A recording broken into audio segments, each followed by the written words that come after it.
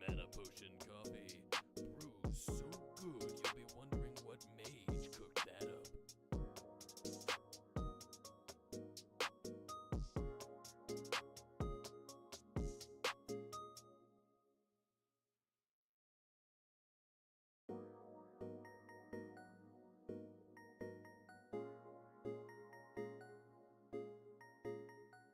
Welcome to 103.5. You're live watching 101,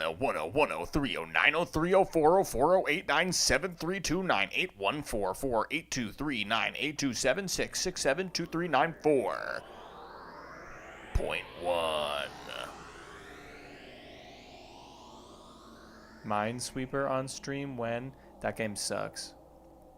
I've never played it and I never will. That game is a recession indicator. That game is for nerds. That game is for nerds that know how to use the command console on their computers. This ain't your daddy's radio. The fuck would a John Shares noise be? I got nothing. Let me zoom the camera in at least.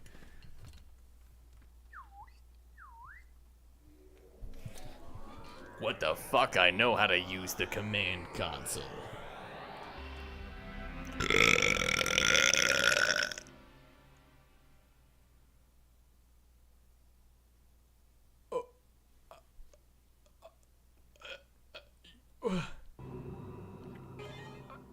I didn't know I had that in me.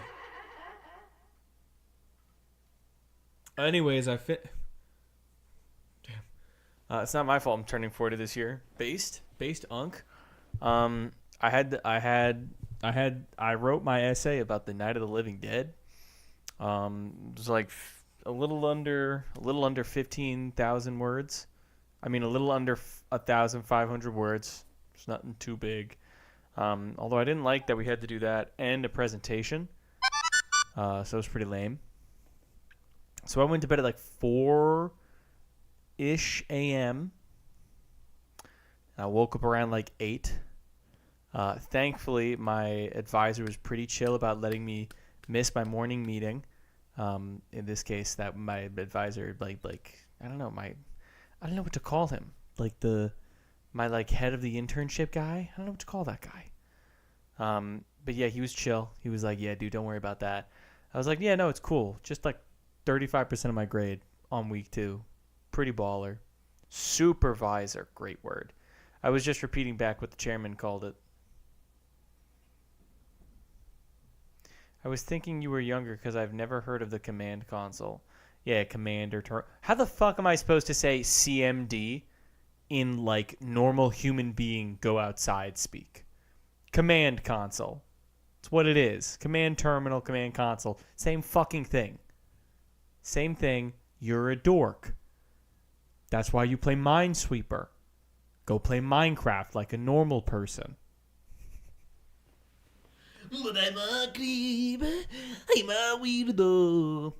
What the hell am I doing here? It's called DOS? No. This is called DOS. Wait, no, hold on. Now I'm going to set that joke up before I do it.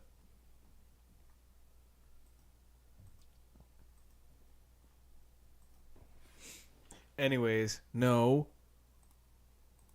This is a DOS. I mean a DOS.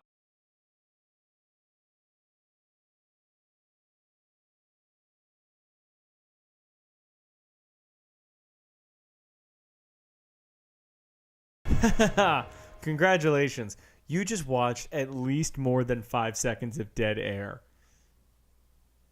Anyways, the joke was that I did a denial of service.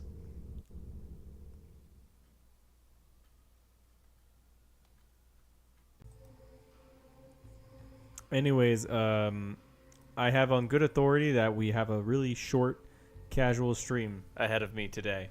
And if I don't, I kill myself. It's that easy. It's that easy. This is the return of the space cowboy. You and I, you and I.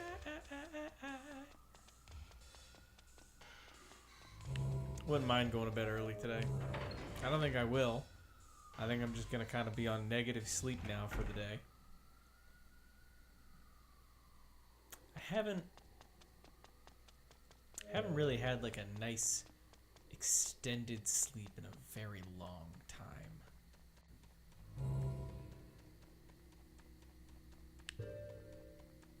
Really haven't.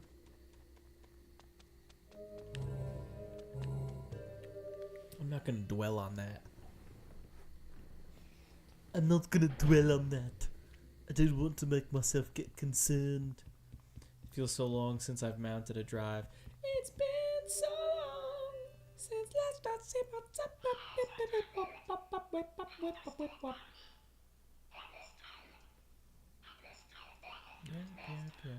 Oh no, I can't skip this. It's not allowed.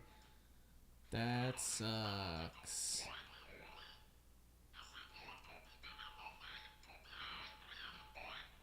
I want to blow my brains and blow my brains out. You are now rocking with Willow Brick, bitch.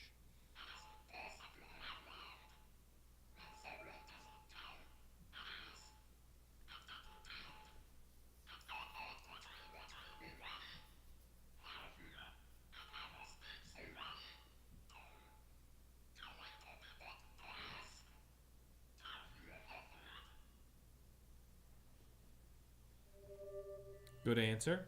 Do I shoot that guy?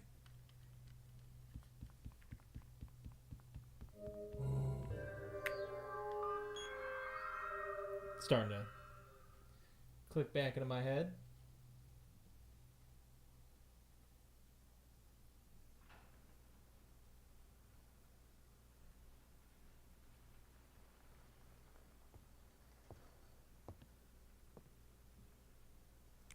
Press is gonna be all over this one. I don't really remember who The this guy United States is. cover will be blown. So this is dirty politics. The presidential election is in the hands of the Education Ministry. They manipulate the votes and bring forth political leaders. Who's he? Greg Nightmare. These He nuts. was the chairman of Education Ministry. What is United States? What is the Good purpose of fucking the question. president? I'm Japanese. How the hell should I know? Figure it out yourself. Thank you, Steve There are Bloom. more important things. Shit. Like finding out who you are.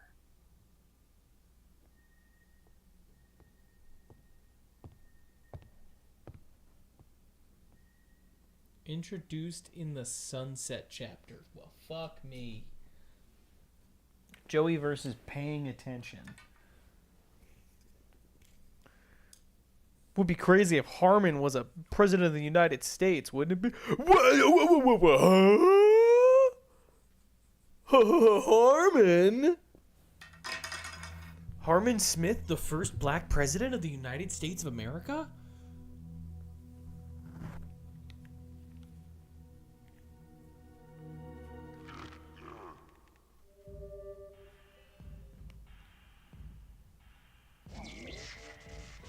He was the guy who shot the old two guys in the head and then kept talking to him with their heads blown off.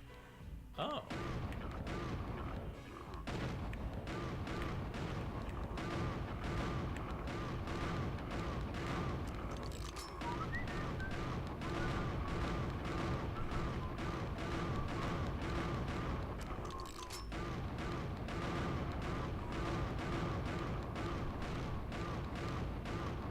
When do your pants come off?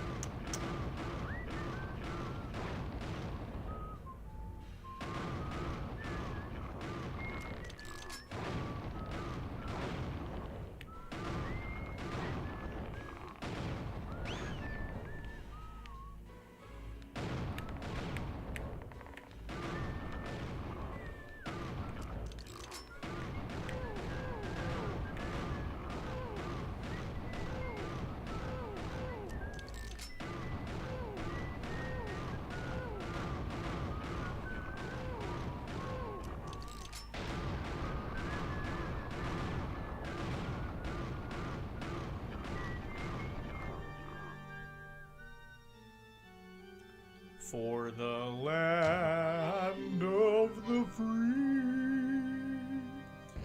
in the home of the brave.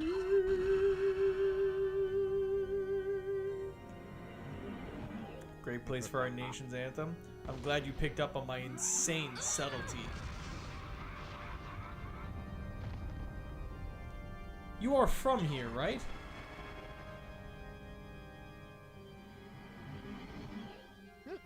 Yeah, I think I'm a fucking New Yorker, pal.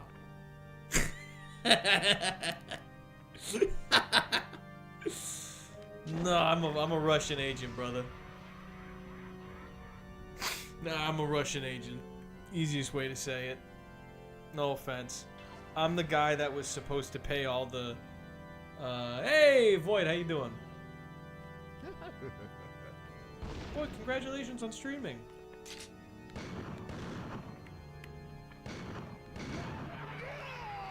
Coyote. I'm doing good.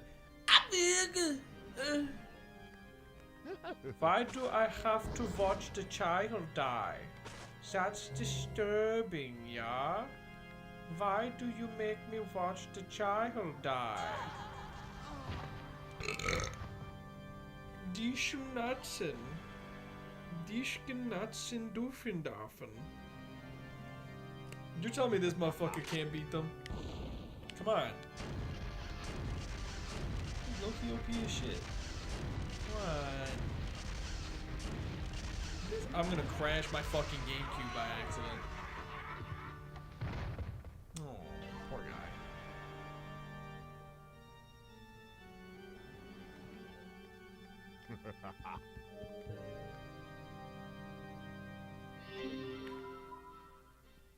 Golden Gun revived. Son of a bitch. What does that mean, revived?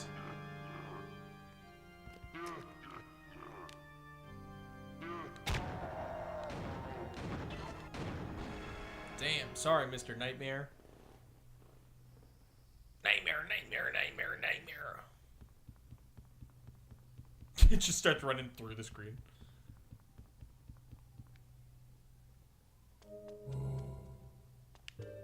Hold it.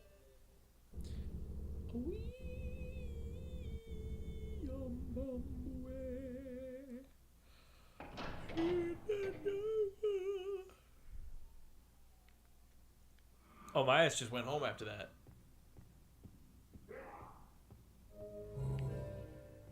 Nah, fuck that, son. Never mind. Harmon. It's time to tell me what you know, Harmon.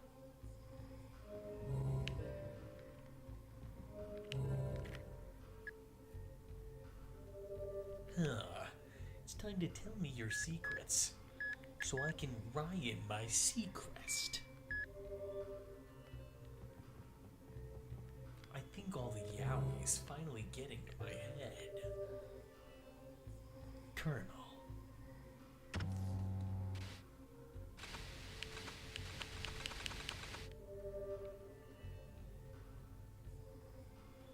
What the fucking kind of game is this? This is Killer7 for the GameCube.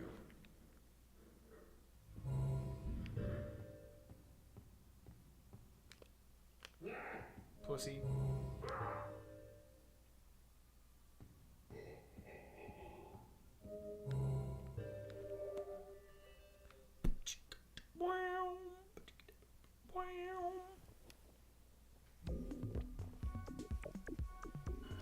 Big fan.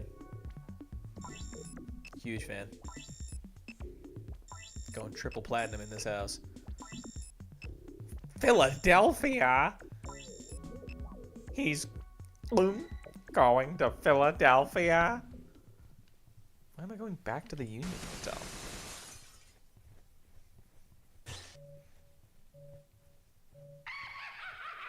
The final order. Barbecue bacon burger.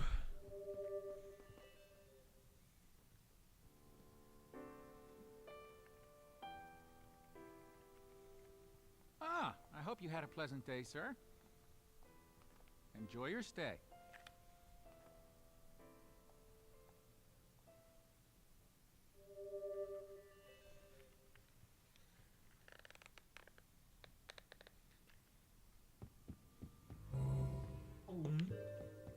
Can I kiss the man?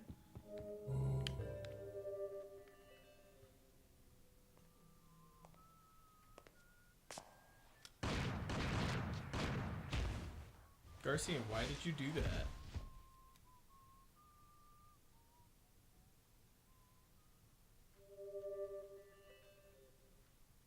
The fuck?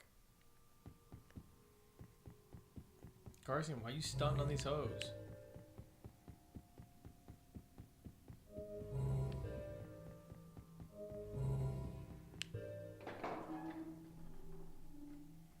Muy interesante.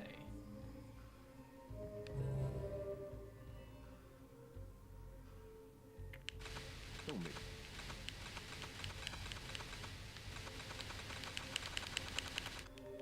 This is exclusively Garcian material. Okay.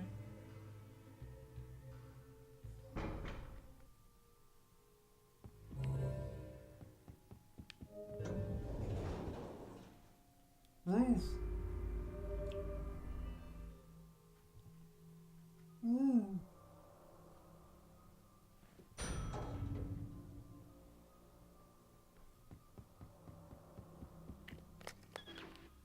Oh, what? What's the implication of that? Oh, huh. Interesting.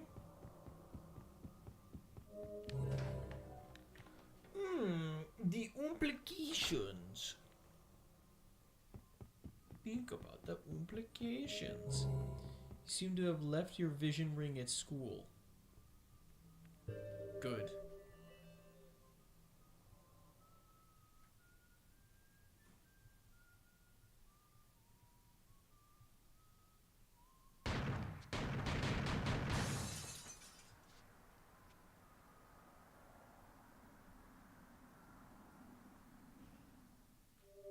Oh my god, was the first guy fucking Kevin? Shut up. The first guy was fucking Kevin? You mean Kevin canonically has put a shirt on before in his life? My Kevin? No. Anyone but my Kevin. You figured that out faster than most people, to be honest. Yes!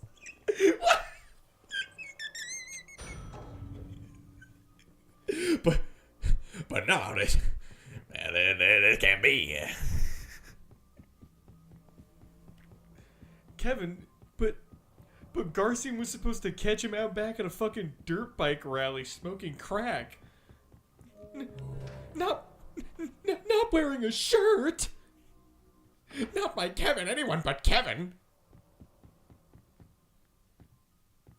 Oh, I feel like I know who this one's gonna be.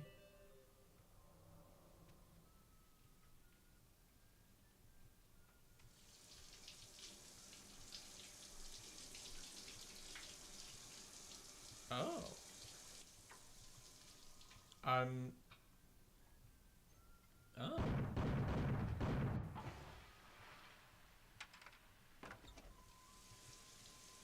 I mean, I really figured it'd be kinda...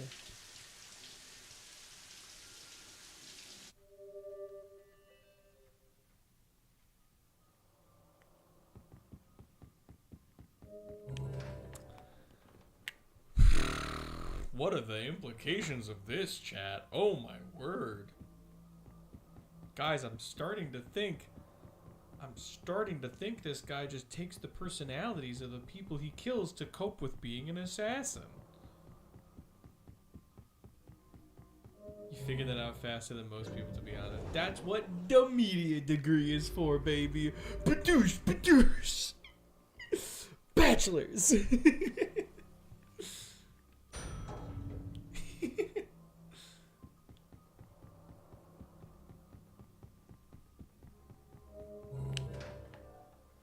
Oh man, I can't wait to see how Dan bites the dust.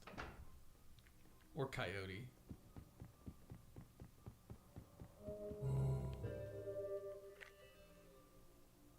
Oh.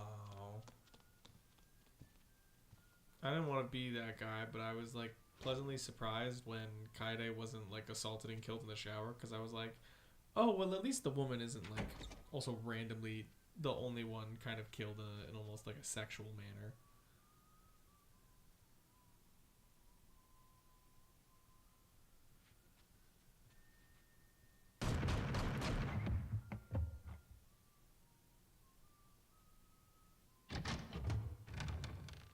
Oh, okay, no, that's just her dress. She's not naked. Okay, I'm still cool. It's a little hard to tell, I'll be honest.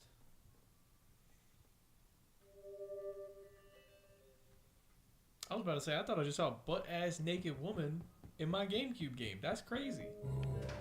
Kind of like that random butt-ass naked woman from Night of the Living Dead.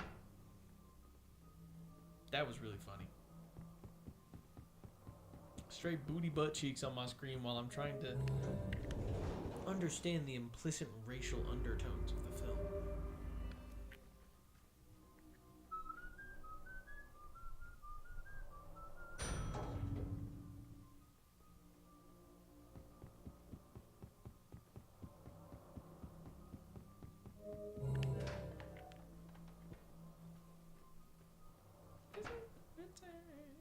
Of the space cowboy.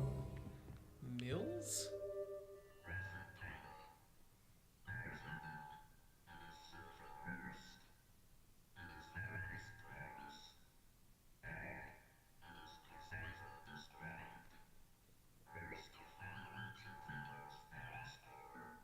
Huh.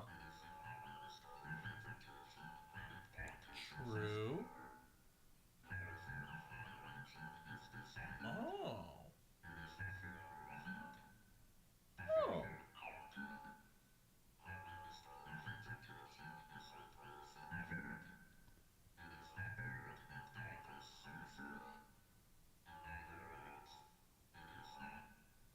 Vote now. Is Garcian carrying a tenor saxophone or a bassoon in that case? I always thought it was Big Gun.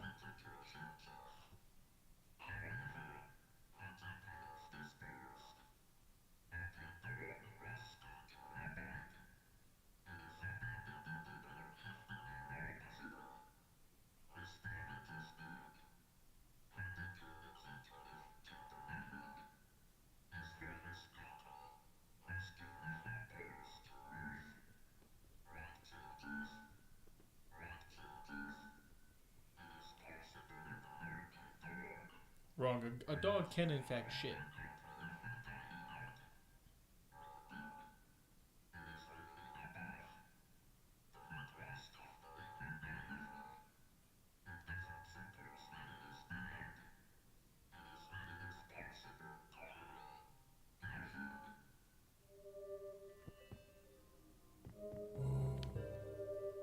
Huh.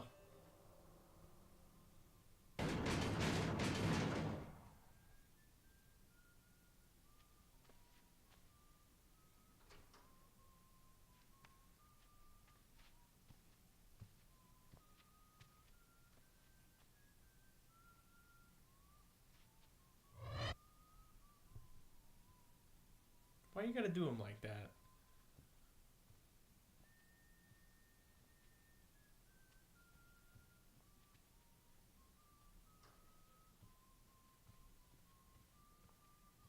That's so fucked up.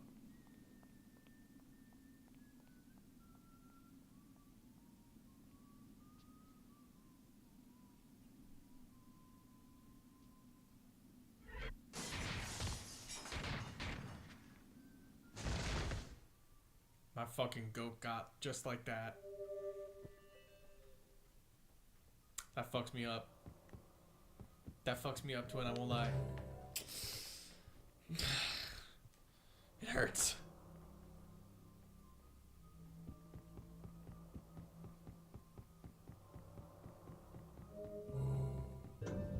We've done Kevin, Khan, Masked, Kaide, Coyote. Am I tripping or is Dan the only one left? But that's 5.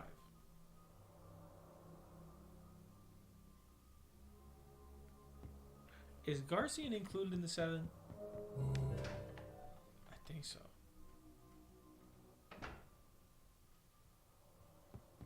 I guess so. So, you must be the one they call the Bloody Heartland. You here to kill the Smiths, is that it? Rule of thumb, don't set your goals too high. What do you want? Who do you want, huh? You.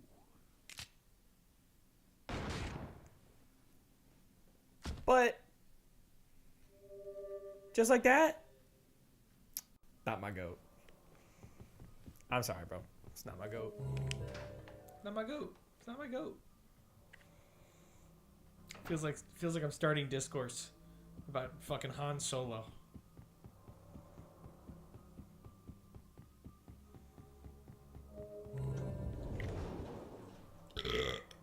I'm glad I don't have to press the elevator button. That's so nice.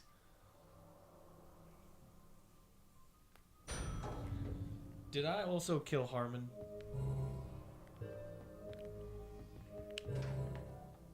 That was unwise. Where's my funky unk?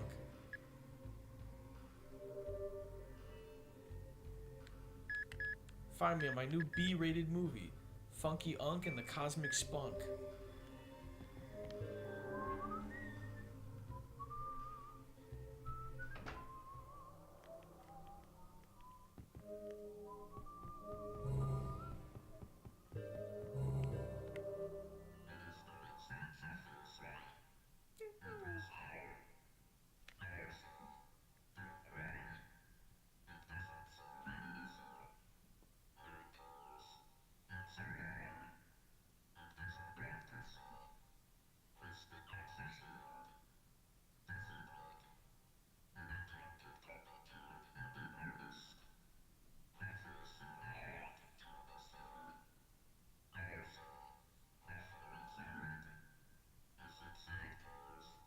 Legally distinct action archaeologist theme song.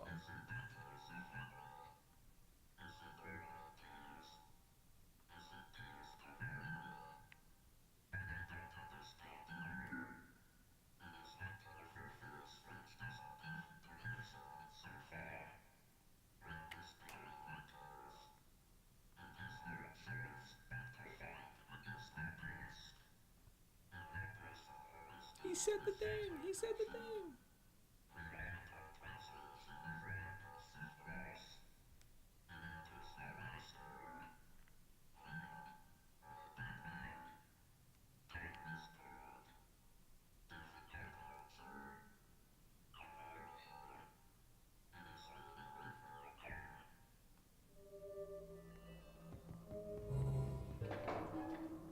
Huh. Kinda hurt my head to think.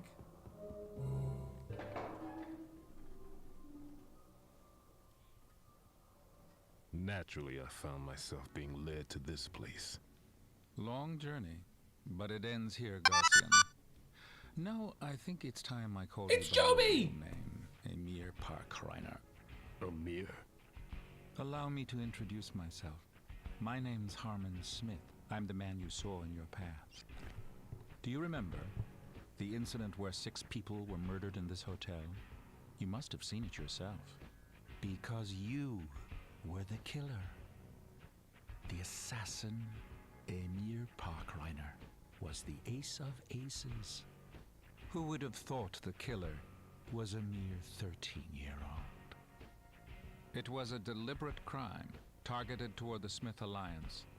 It consisted of 7 members, but the leader wasn't included in the 7. Later investigations found his dead body inside a safe of a school. The investigative unit called them the Killer7.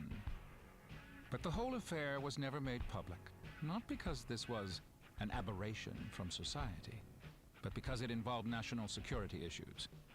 Unfortunately, a curse brought upon you by old traditions. You, Emir, are an assassin controlled by the government. Someone is watching your every move. From the second when I first took you in on the roof. You were one of the very few assassins with class, but you were out of control. Still, there was something venerable about you. Then it occurred to me, you were no longer a mortal being. Within you, ever so quietly, evil had opened its eyes.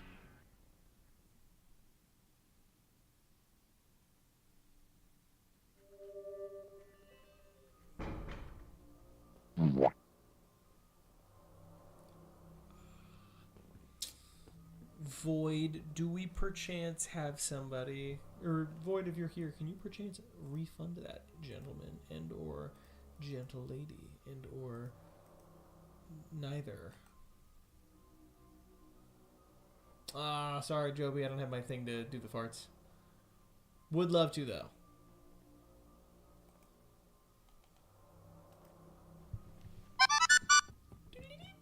Hey, Yoshi. I'm sorry, Joby. It's good to see you, though. Give us some updates. How you been?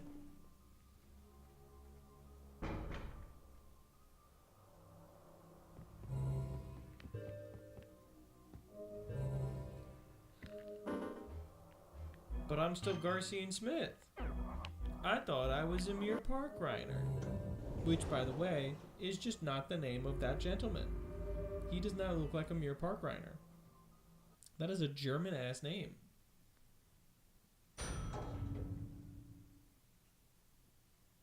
Ooh.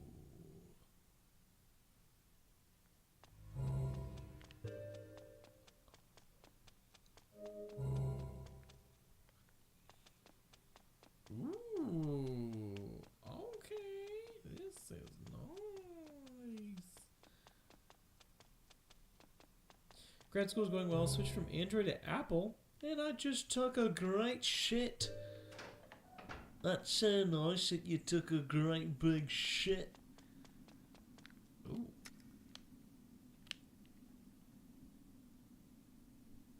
Why'd you switch from Why'd you switch to Apple though? Just tired of being the one in your family that stuck out, or?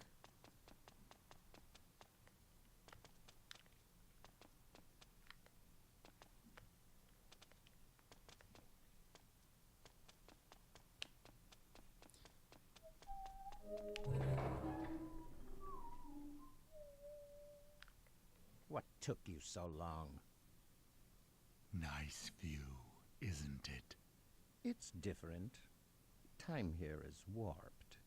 To finish this game peacefully is my last wish. Guess that won't happen. We've been interrupted again. Has another come to surface? A sight for sore eyes. Haven't seen you around for a long time. Come in. Please.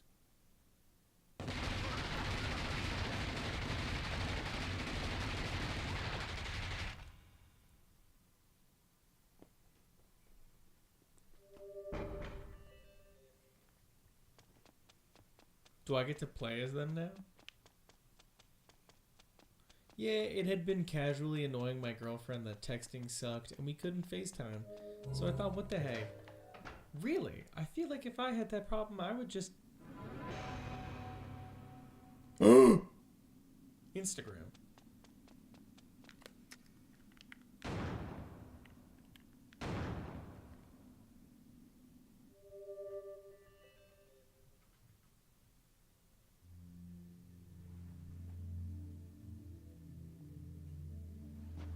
It's the guy from Star Trek.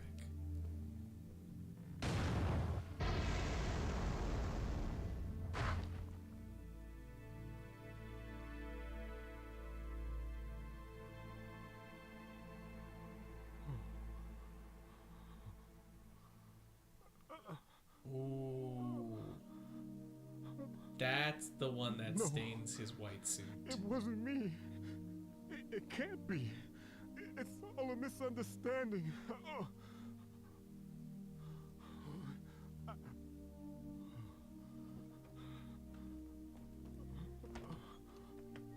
I need to play my saxophone. Whose fucking knives are those?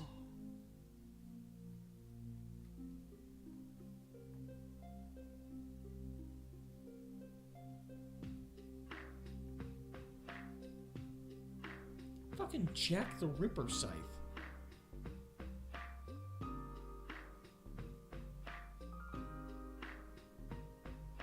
Tara fucking Strong?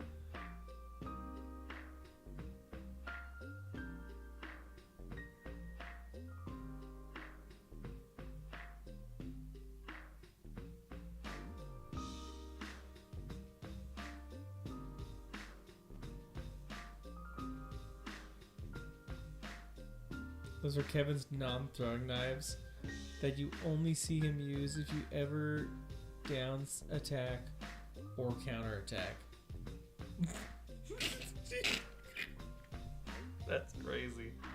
Alright, I guess that's it. Wow. I'm doing A-okay, Joby. I'm doing A-okay. I've been pretty busy with school. I haven't had time to really make any YouTube video scripts.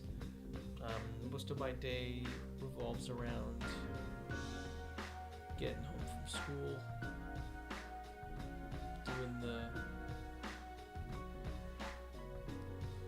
doing whatever work I can, working hard at my internship. Chat, I just published an article, and I just published an article. There's still another chapter. It's an epilogue, though. Oh, epilogues. Congrats. Hey, thanks. I don't hate it. I think it's pretty fun. It's not like they're asking me to do anything crazy, too. It's just stuff I already know how to do, like video editing and going out and talking to people and recording. And for some reason, I guess being a journalist. For some reason, I'm a journalist right now.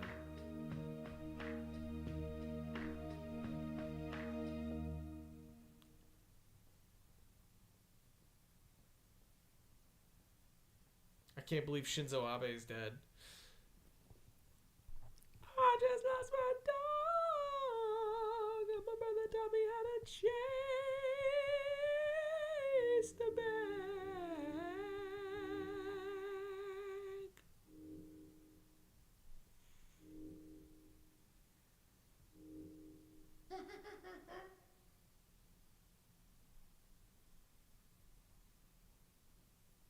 Schmeow. That wonderful smile is gone for eternity.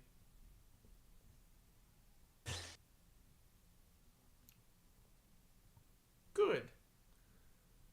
It's a good thing. I woke up and I got fresh as hell on a Monday. I can't go to hell. I went to church last Sunday.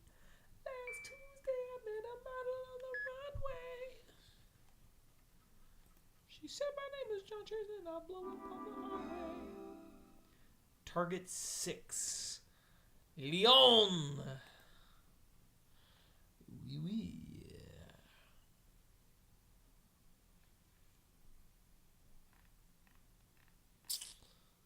Oui, oui. Liv? Did I catch your ass talking about video games in the main server channel instead of the gaming channel? It's not very woke of you.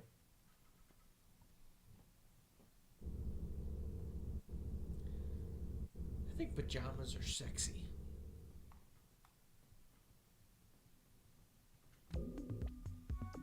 I think that's an objectively fair thing to say.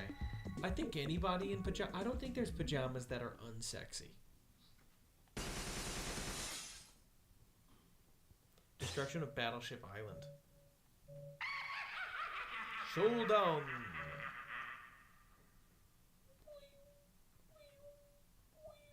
3 years later.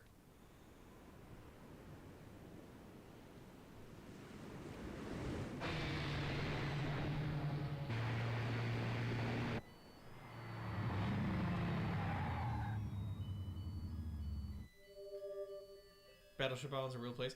I'd have to disagree. The Scrooge PJs are pretty unsexy. On the right girl? Can you really say that?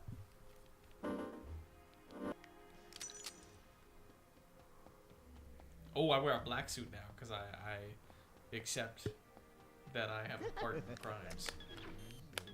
Son of a bitch. Son of a bitch. Son of a bitch. She got the hat and candlestick too. Son of a bitch. And she got the hat, the candlestick, and the fatty. Son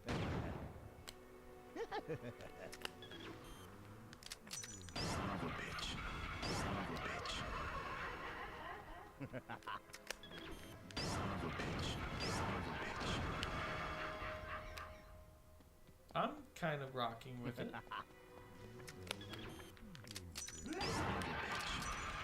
Nice try, motherfucker. Son of a bitch.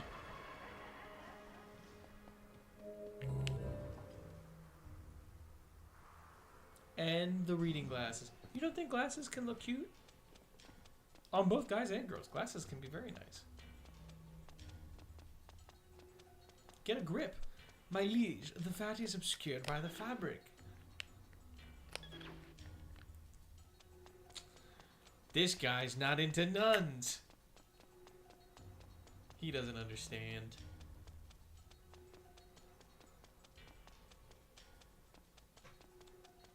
Yeah. How can you get a grip? Yikes.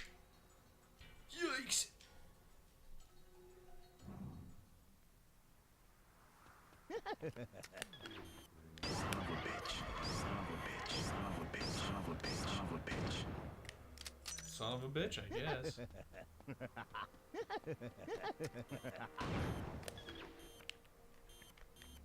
of a bitch. Son of a bitch. Son of a bitch. A bitch. A bitch. In this chapter, son of a bitch, son of a bitch, son of a bitch, son of a bitch, son of a bitch, son of a bitch. Son of a bitch. A bitch. Son of a bitch. Son of a bitch. This is really funny.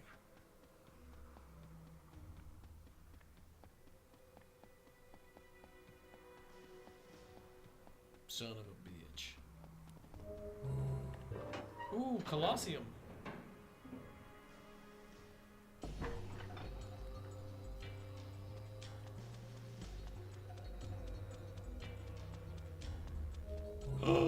I get to take the stairs. Whoa. What a reveal. First John Chair stream to go exactly like 1 hour and then never more. Never more.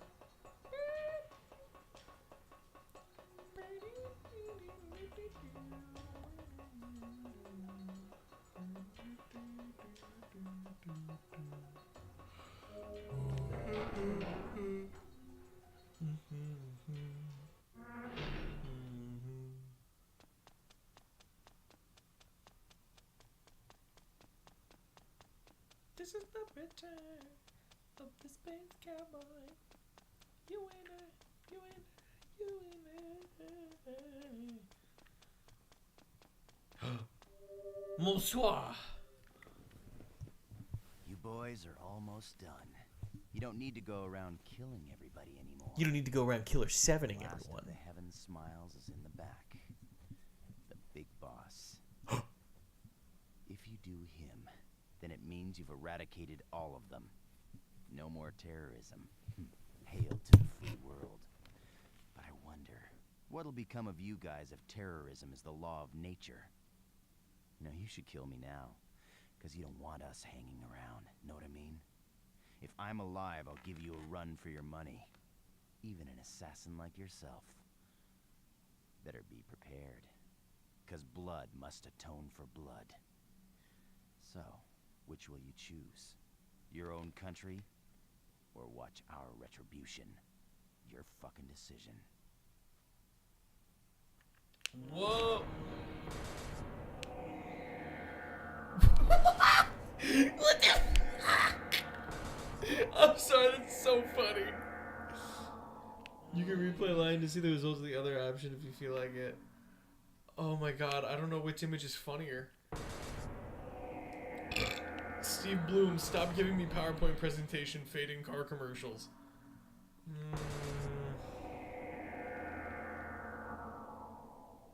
I'm gonna let him live. He let me live.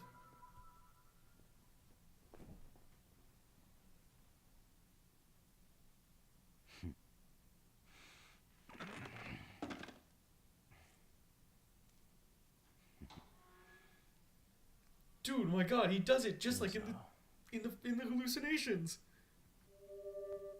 You should murder him for the laughs. Sorry, you didn't tip me $30 billion.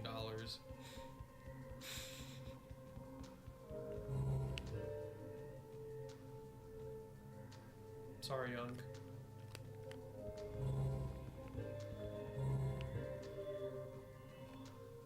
What is the narrative purpose of having Harmon just on the ground there?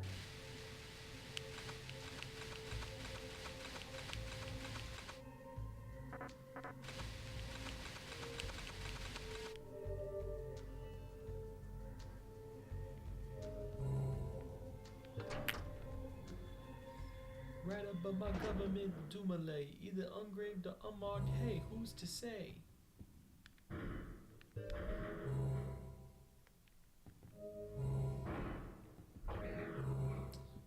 Oh, I get it. It was just Harmon's room, that's why.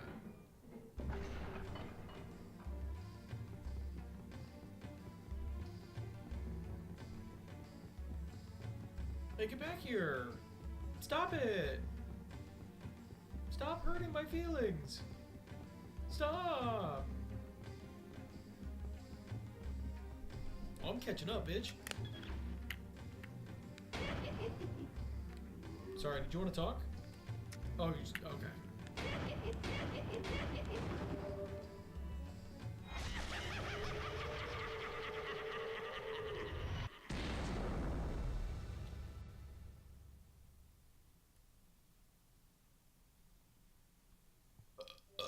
My god, the whole time you were in another world in which you were the bad guy in bondage gear.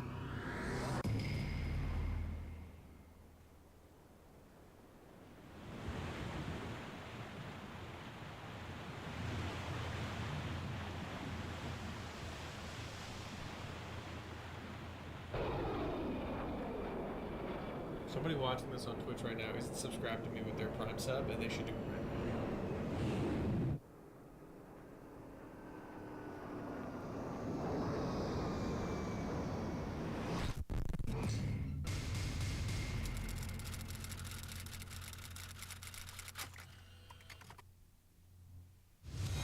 UN Allied Forces attacks United States. It's a shame that Suda was off by like 12 years?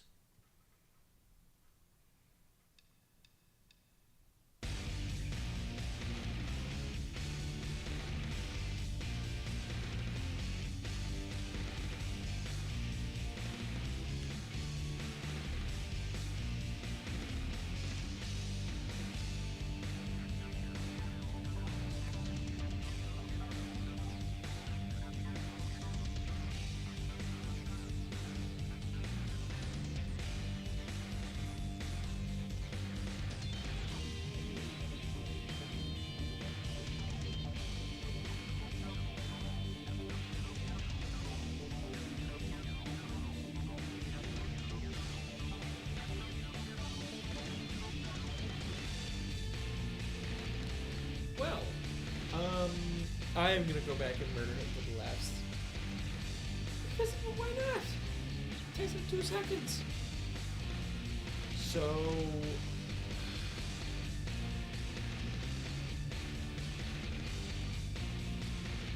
that's Killer7.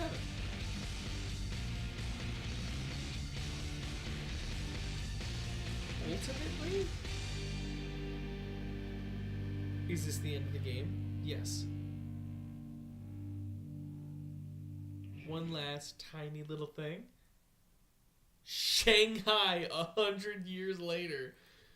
Okay.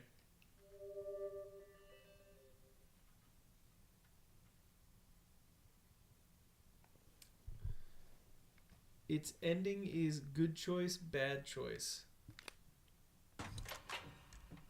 Just like the Copperhead. Motherfucker, you still around. Catch it. Catch it.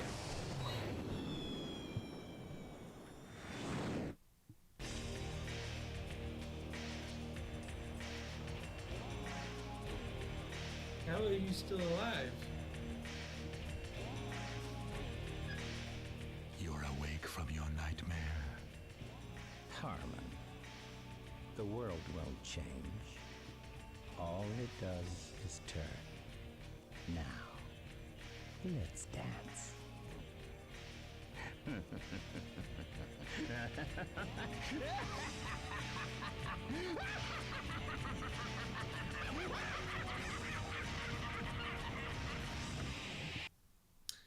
Is the insinuation that it's just simply like it's just a cycle?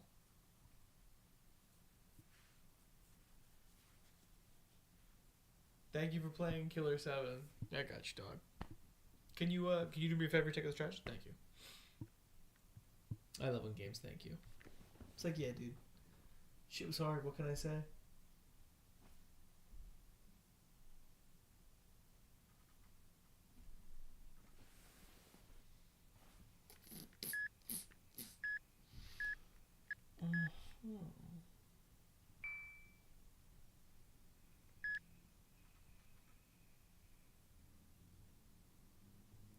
I hope you're ready to play the sequel.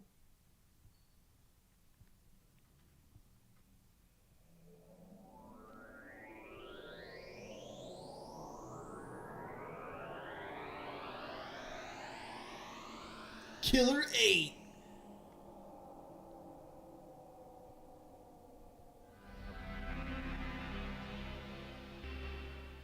Yeah!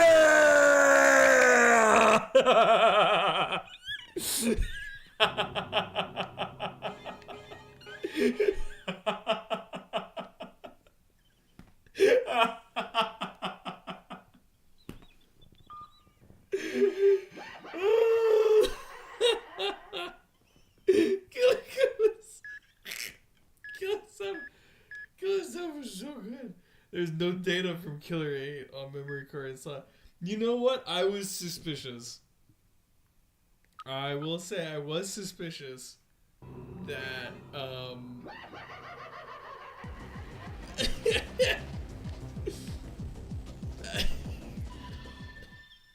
I was suspicious that there was an entire GameCube disc for like 3 levels. Killer 8 is the unlockable harder mode and also has a new character. Dude, shut the fuck up, that's so funny. I hope somebody clipped that. Oh no, I'm not. We're not doing that though. Come on. No, I can't back out of it either. Ugh, fuck. Come on. Can I use the home menu button, please? Oh, damn it. All right, they got me.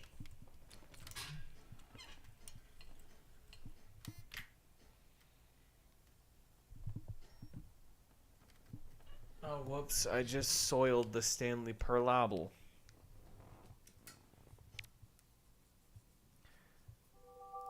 I think everybody knows how that game goes, lad. I don't think that's on you. Hey guys, welcome to my Epic Gamer School. Today I'm gonna be showing you Pedro Wii for the Nintendo Wii. Wait, what? Danny?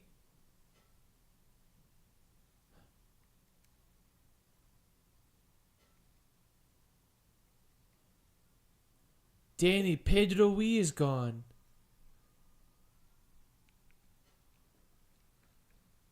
No. That's pretty cool. No. Pedro Wii is gone. I loved Pedro Wii. That sucks. Join me for some Melee net play? I can't say I know how to.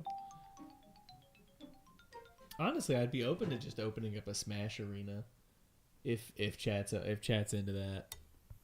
We don't. I have nothing else to do for the rest of the day. I don't have any like homework I have to do. I'm pretty laissez-faire about the rest of tonight's stream. Oh well, if you're interested, it's Slippy.gg. I thought Slippy.gg got like fucking canned. Wow. Killer7. No fucking way! It's so fucking stupid, I love it.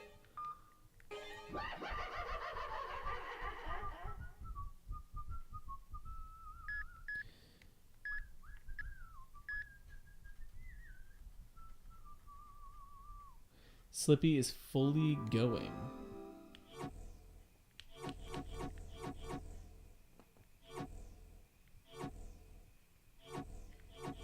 I wonder what all these have in common. Angel, Sunset, Cloudman, Encounter, Alter Ego, Smile,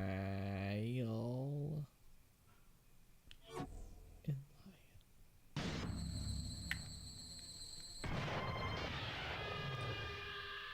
Seasons don't fear the John chairs. They are all lies. It's pretty deep. Gotta say, it's pretty deep. Trying to smack a girl ass. Whoopa! Whoopa! If you're sleeping right now on stream, wake up. Battleship Island. Let's cook. This time, I'll shoot that motherfucker in the head. Seasons don't fear the reaper. Yo, the G. Henry Deadly Individualism video on this, gonna go triple platinum. In this level, you can just run and ignore the enemies. That's what I was gonna do. I was gonna do that. You get hit twice, but you'll be fine. Awesome, awesome.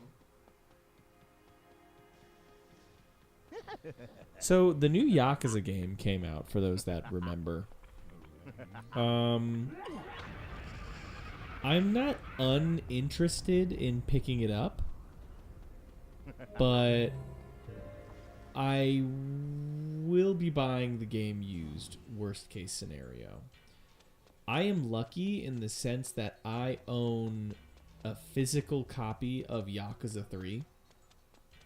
Kiwami 3 is out, but I thoroughly and genuinely recommend none of you go out and buy it on Steam, anywhere, PSN, anywhere. I, as well as most of the as well as most of the Yakuza community, are calling for a boycott on all RGG games currently. For numerous amounts of reasons. Most of which kind of the linchpin event of this being the hiring of... What's the nice way to say this? The hiring of... What's the guy's name? Kagawa. Something Kagawa. Basically, a likeness actor from Yakuza 3 was replaced with a Japanese actor known for fucking sexually assaulting a woman and being, I believe, being convicted of it. I had a whole video about it on the John Schurz channel.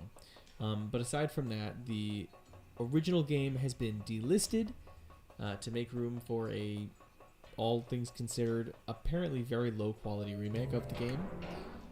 That also, weirdly enough, and this is something I will nitpick, removes one of the earliest instances of like positive trans character representation in the Yakuza series by removing the trans woman sub story from Yakuza 3, because I guess that's cool. It did. You boys apparently. Are almost done. You don't need to go around killing everybody.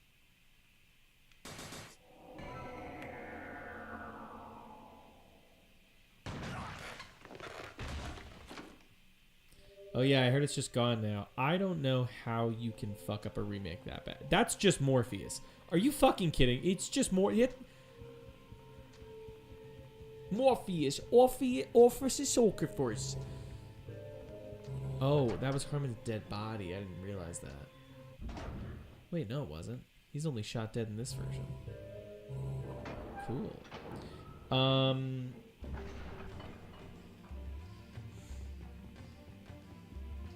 Yes, so RGG Studios on a full boycott. I'm following that boycott. I won't be buying any games from them, which is fine. I kind of already have them, but I guess it sucks because now I can't buy the Kaito files, which I actually was really interested in playing. Can't really now.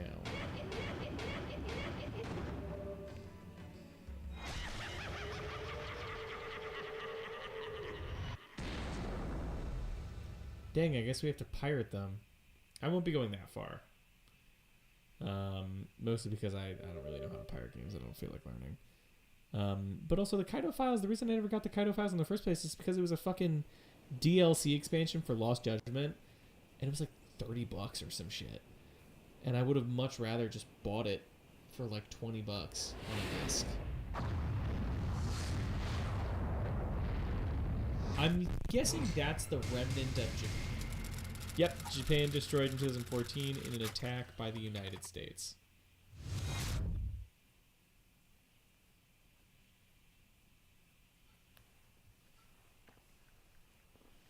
Well, I'll be. That being said, I do hate to say it, but the most recent Yakuza game before this one, Like a Dragon Pirate Yakuza in Hawaii, left a lot to be desired. I actually wasn't a big fan of that game, all things considered. Not that it didn't have some really good things in it, but I actually was not a big fan of the plot, characters, and some of the gameplay.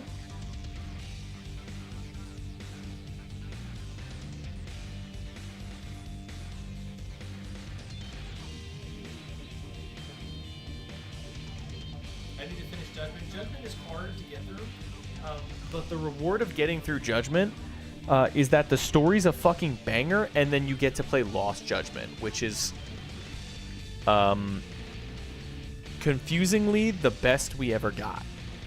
And then no game that came after Lost Judgment really picked up on the Dragon Engine the way that did. I wish all segues from RGG games would get fucking exploded. I think it's stupid and I fucking hate them. Well, that's just me though. It's hard to make progress because it's a game my spouse and I are playing together, and we have to both want to play at the same time. I understand. That's also the game where you can just date like an 18-year-old girl as like a fucking 40-year-old. Finally got into playing Pirate Yakuza. I'm not gonna lie, it was maybe a 4 to 10 at best. I didn't realize I garnered a Yakuza-esque adjacent fan base, actually. That's kind of cool.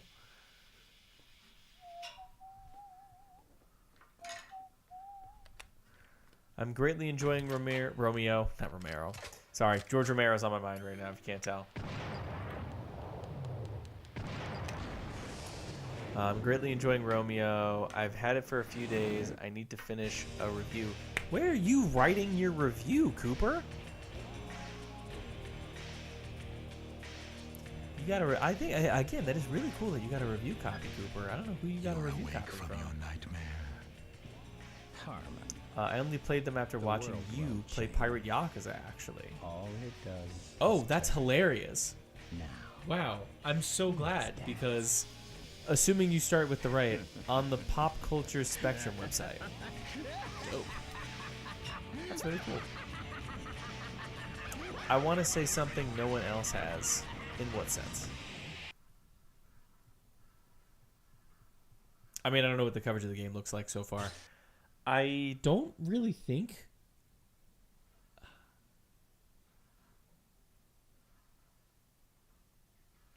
I don't really think people have... I know there's digital copies so far, I think.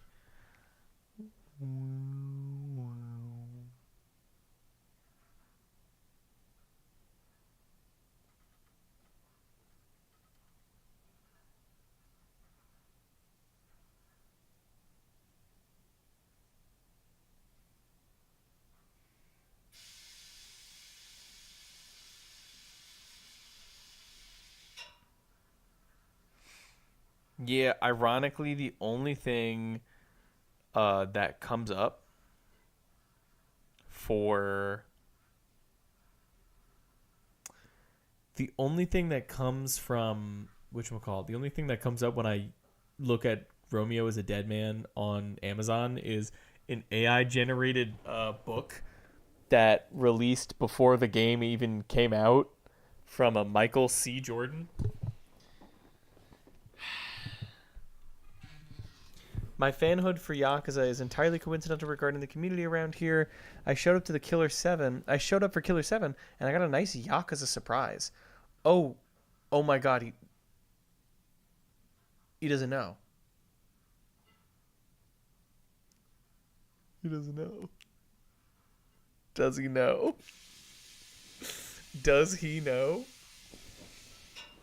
The truth is come out. Alright, that's Killer7.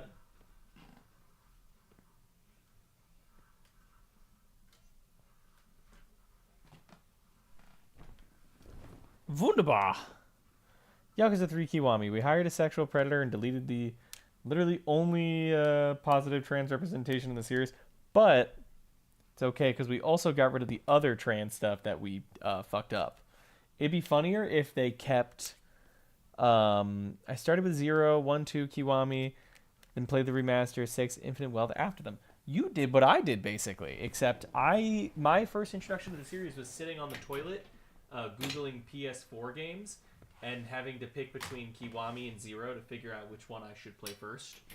And then let's just say my mind was fucking exploded. My penis was absolutely fucking exploded.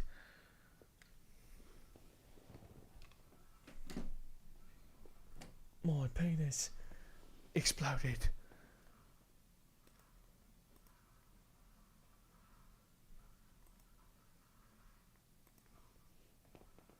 Sinma, did they know? Did they know? What were they cooking?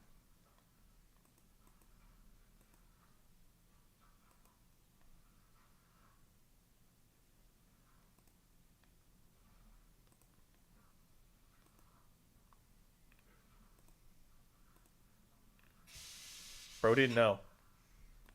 Bro actually didn't know. Bro just assumed.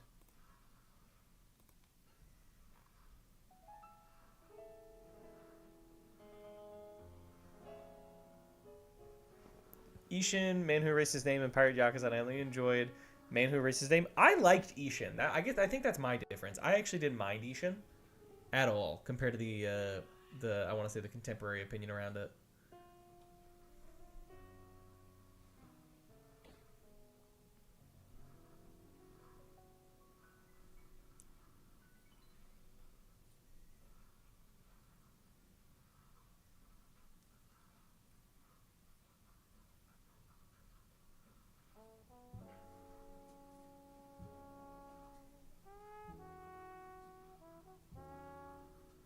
With what they've done with Kiwami, do we fear the new game they're making? Yeah, actually. I want to say yeah.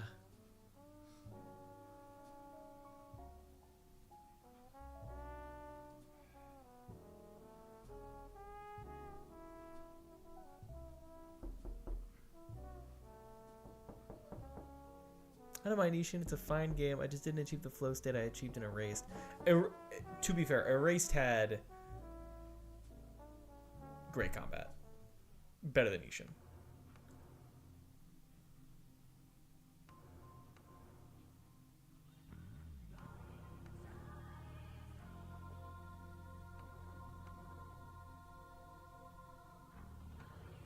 Well, one of us is gonna have to change.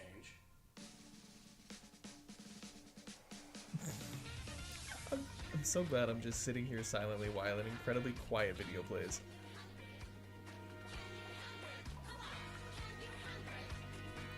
Joe, your parents' house seemed really nice. Is this true? I like it. I like my parents' house.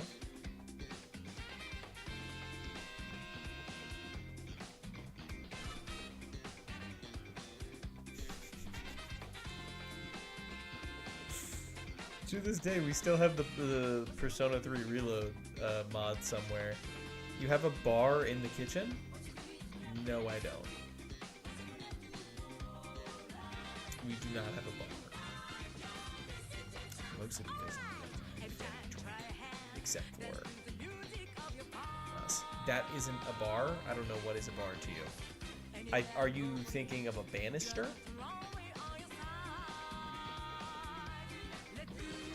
I remember when I was editing that, I was just too fucking lazy to match them up, and I was like, ah, just...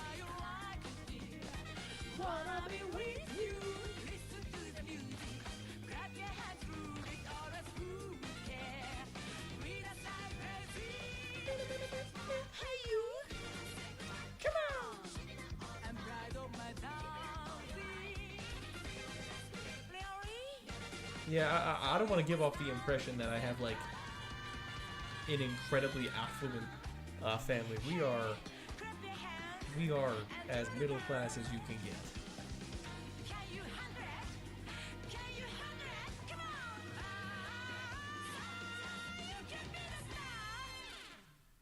We have a McMansion in a suburb. Low key, this might be worth a replay of Zero. It only works for Kiryu. I never managed to get around to doing it for Majima. We did play with it a few times. It's pretty funny.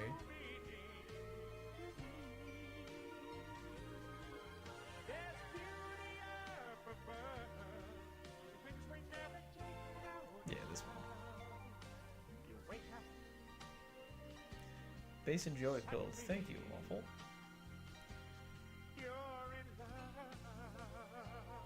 The Gosling fight. Oh my god, dude, even I forgot I did this.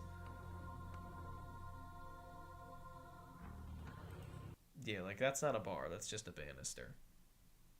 Oh, did you want that Silent Mobius song I told you about? No, actually I don't, because I'm pretty sure I'm just going to go home this weekend and find it on my DVD shelf.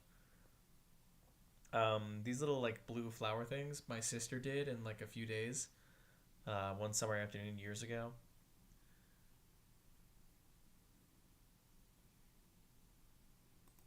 I forgot I even had this. Where is it? This is Ryan Gosling.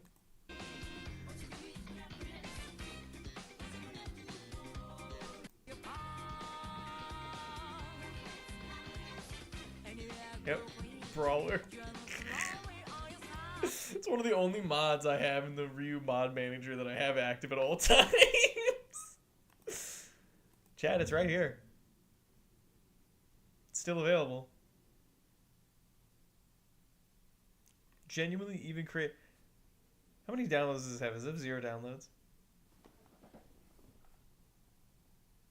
Unique downloads 1. Total views 2,000. Why does this have 2,000 views? That's so funny. What do you mean?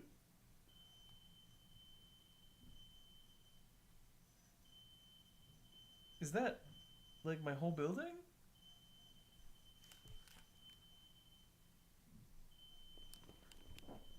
Can you guys hear that?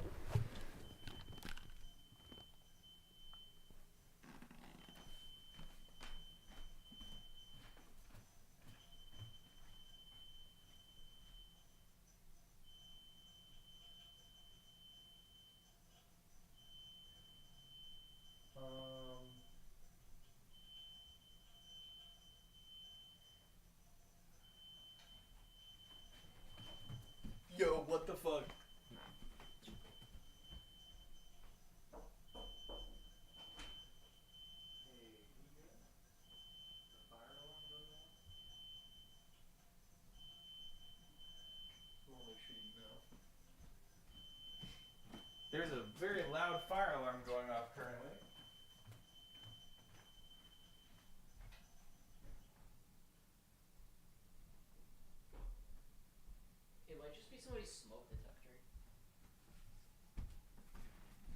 No, I think they're cool. Okay, that's laughing. We're good. Yeah, it's somebody's smoke detector. Most likely. Dude, is that what happens whenever our smoke detector goes off? I mean, yeah. No! They're supposed to be loud so that, like, in the event that there is a fire, That sucks. like, other people hear. I'm assuming, unless they're smoke detectors. I don't know. I kind of figured one was different from the, like, if there's a smoke detector in here, I feel like it would make noise to the other ones. I don't know why I didn't think that. Well, I don't think it makes noise to the other ones. It's just loud enough to where other people would be able to hear it. I could have swore it was outside. I don't think it was then. Because it's like the point of a smoke detector is to, like, obviously. I mean, yeah, but with an oven as old as ours, it, you know, I figured everyone else has to turn theirs on and off every so often. Maybe. I mean, I'm assuming other people have most likely newer ovens than us. We're being discriminated against, you're saying. To shreds, you say. To shreds, you say.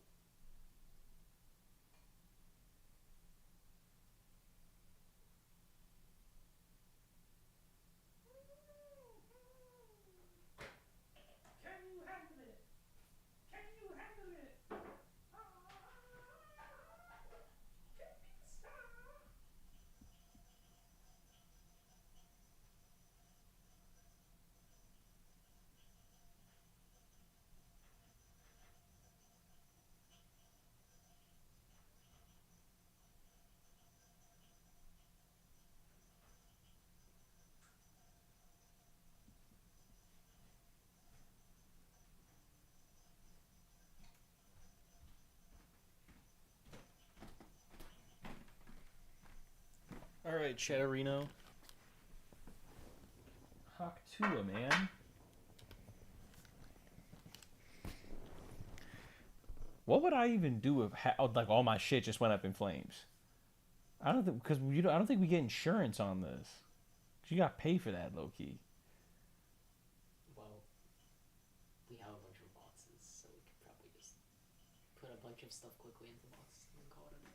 True. Bring it out with us. Ah, that's so sad. My shit would just get burnt. Frankly, you have more things of value here than I do. I have one PlayStation 2 game alone that's like $200. I think, yeah, genuinely, I think the most expensive thing I have is that binder of cards. Yeah, you got a pretty penny in there. It's like $3,000 or something. Yeah. That's really funny that 2,000 people when it says that, does that mean that 2,000 people have clicked on the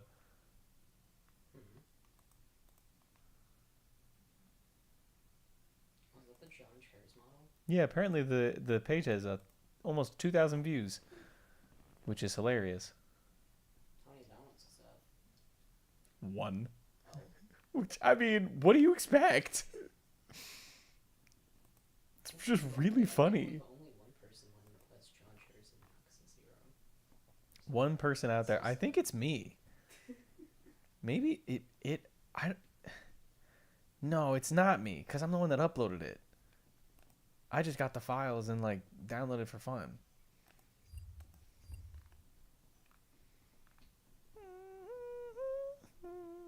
You can be this. Using the Ryu mod manager.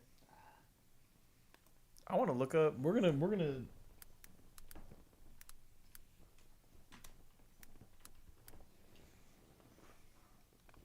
All right, chat. We did the test. Now it's time to study. We have an hour-long video. I'm gonna take this one. Yeah, Max Durat, stay yellow. At some point in all of our lives, we have come across a life-altering piece of art. A song that moved us to tears, a movie that pushed the boundaries of entertainment, or a book that permanently altered our... I mean, it's not loud, it's just that you can usually hear things out of microphones. Or you can usually hear things out of headphones. Most often than not. Depends on headphones. Yeah, these ones aren't really meant for, like... What's the nice way to say this? These aren't really meant to, like, hide me from the rest of the world as much as just...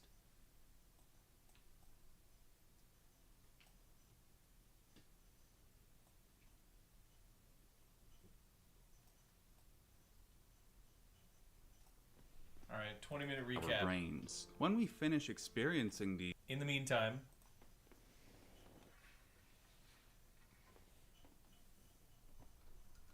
Thai red curry. Slay.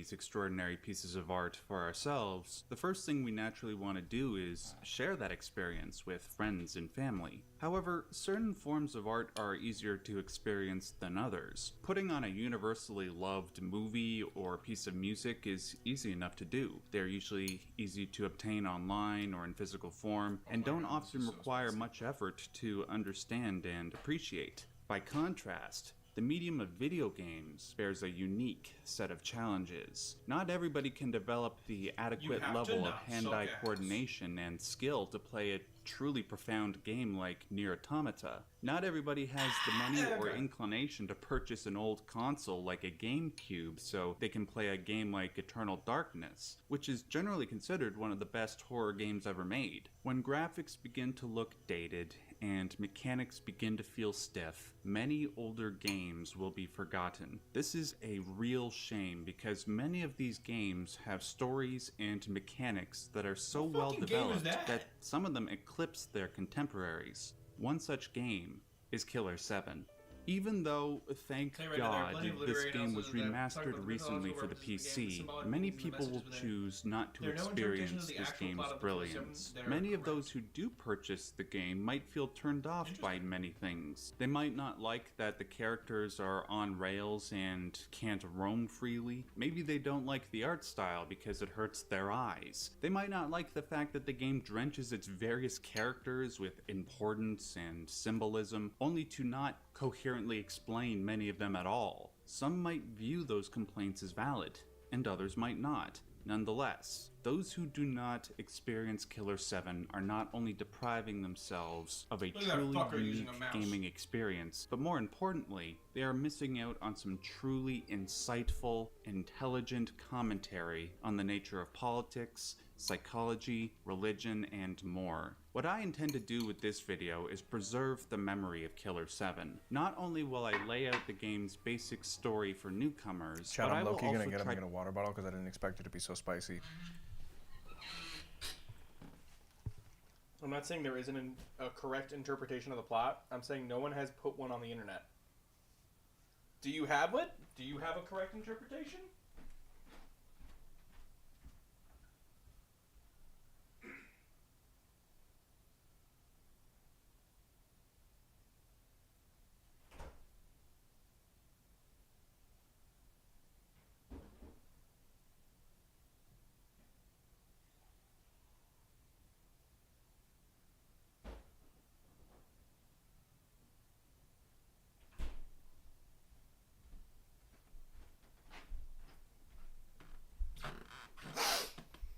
LSD users generally don't make content about other material.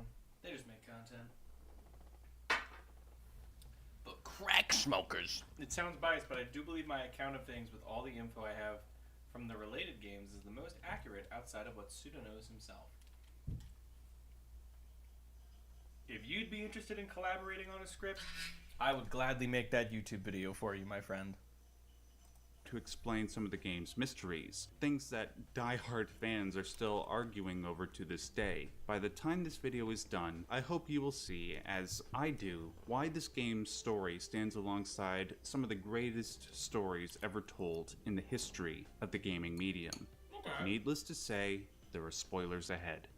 I will begin by providing a basic overview of the game's plot. If you already know the story of Killer7, feel free to skip to this point in the video. In the year 1998, in an alternate form of history, all international conflict has been resolved. No longer are there any nuclear weapons or trade disputes. Rather, the nations of the world have come together to resolve each other's domestic issues. But above all, the issue of terrorism. Unfortunately, this peace lasted for only 5 years. In 2003, there was a terrorist attack at the United Nations, right before a World Security Treaty was to be signed. This terrorist attack was carried out by a terrorist organization known as Heaven Smile. The Heaven Smile are a uniquely dangerous threat for 2 reasons. They are almost always invisible to the naked eye, and they explode when they come into contact with their targets. Only those with the power of clairvoyance can see the Heaven Smile, and only those with the right skills and equipment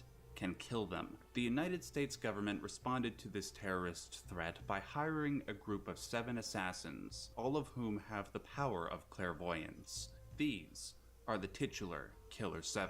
For the majority of the game, one is tasked with not only killing the Heaven Smile, but also the people that were responsible for them in the first place. These people are almost exclusively Japanese politicians who wish to assert their political and ideological dominance over not just the United States, but the Western world. Think of it like the Cold War, except the United States' main rival is Japan instead of Russia. To prevent the West's demise, the Killer7 must not only kill the various Japanese politicians, but most importantly, the creator of the Heaven Smile, a man named Kunlun. Kunlun is a divine being, a reincarnation of the Buddhist demon Marapapima. Not only is he the creator of the Heaven Smile, but he is also manipulating Japanese politicians in order to attain his goal of Eastern supremacy. In other words, he is the mastermind behind every threat to the Western world. The United States will only know true peace when Kunlun dies.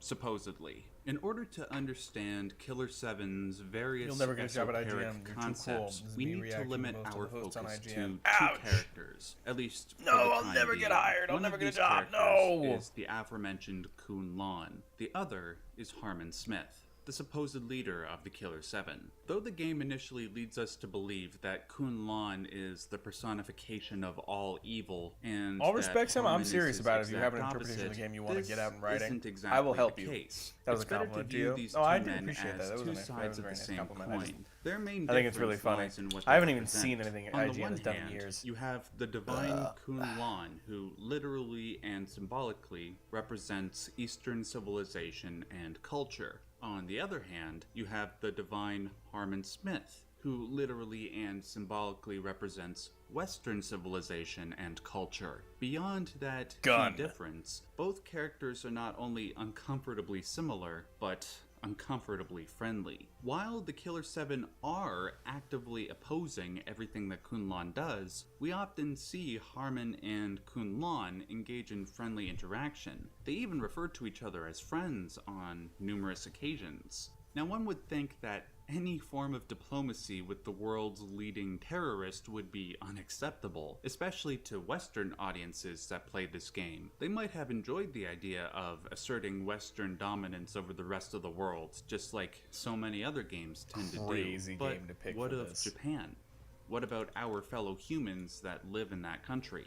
Surely there must still be some hyper-nationalism that remains from the World War II era. As I said before, Harmon and Kunlun are more similar than different. Their only difference is that one is struggling for the Western world and the other for the Eastern.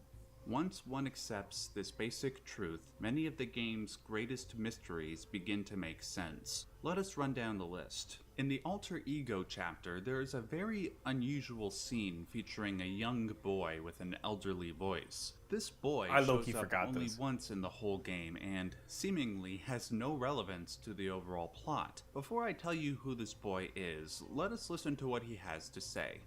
Light is caprice.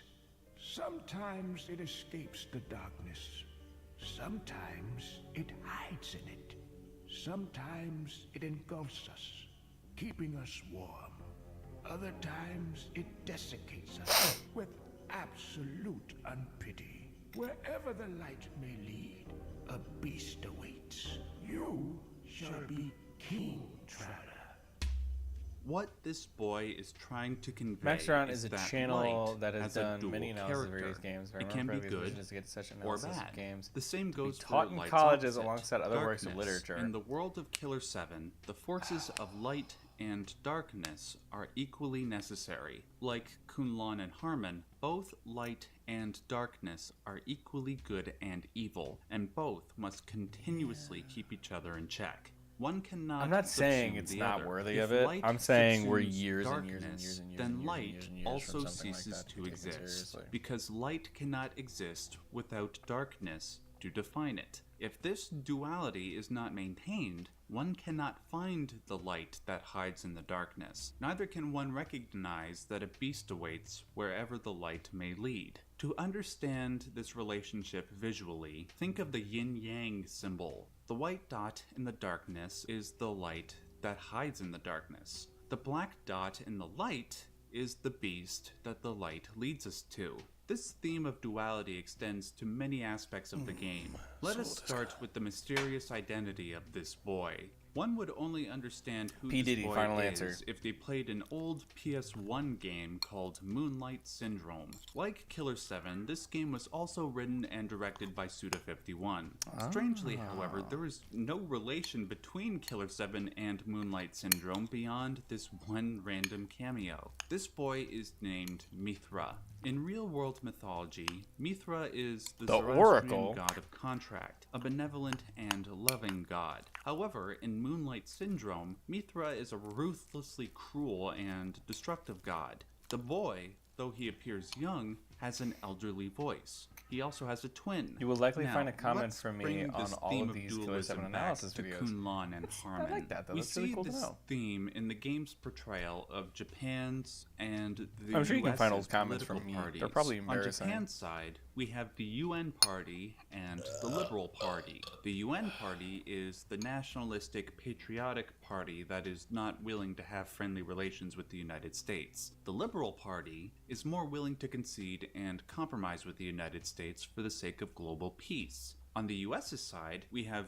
of course, the Democrats and Republicans. However, for some reason, the game refers to the Republican Party as the Republic Party. Now, according to official lore, one of these parties is the US Opposition Party, but the game purposefully does not make it clear which I'm right, is you're an which. idiot on a lot of For the YouTube sake videos, of but I don't press simplicity, let us assume that the Republic Party is the nationalist equivalent to Japan's UN Party, and the Democrats are the US Opposition Party, equivalent to Japan's Liberal Party. While Kunlun and Harmon are undeniably influencing the politicians in the nationalist parties to protect their interests, they also need to influence those in the liberal parties. Harmon Honestly, Smith I have actively put out a few influences negative politicians in the Liberal Party in order to maintain his interests in Japan. This can be viewed as the white dot inside the darkness of the yin-yang symbol.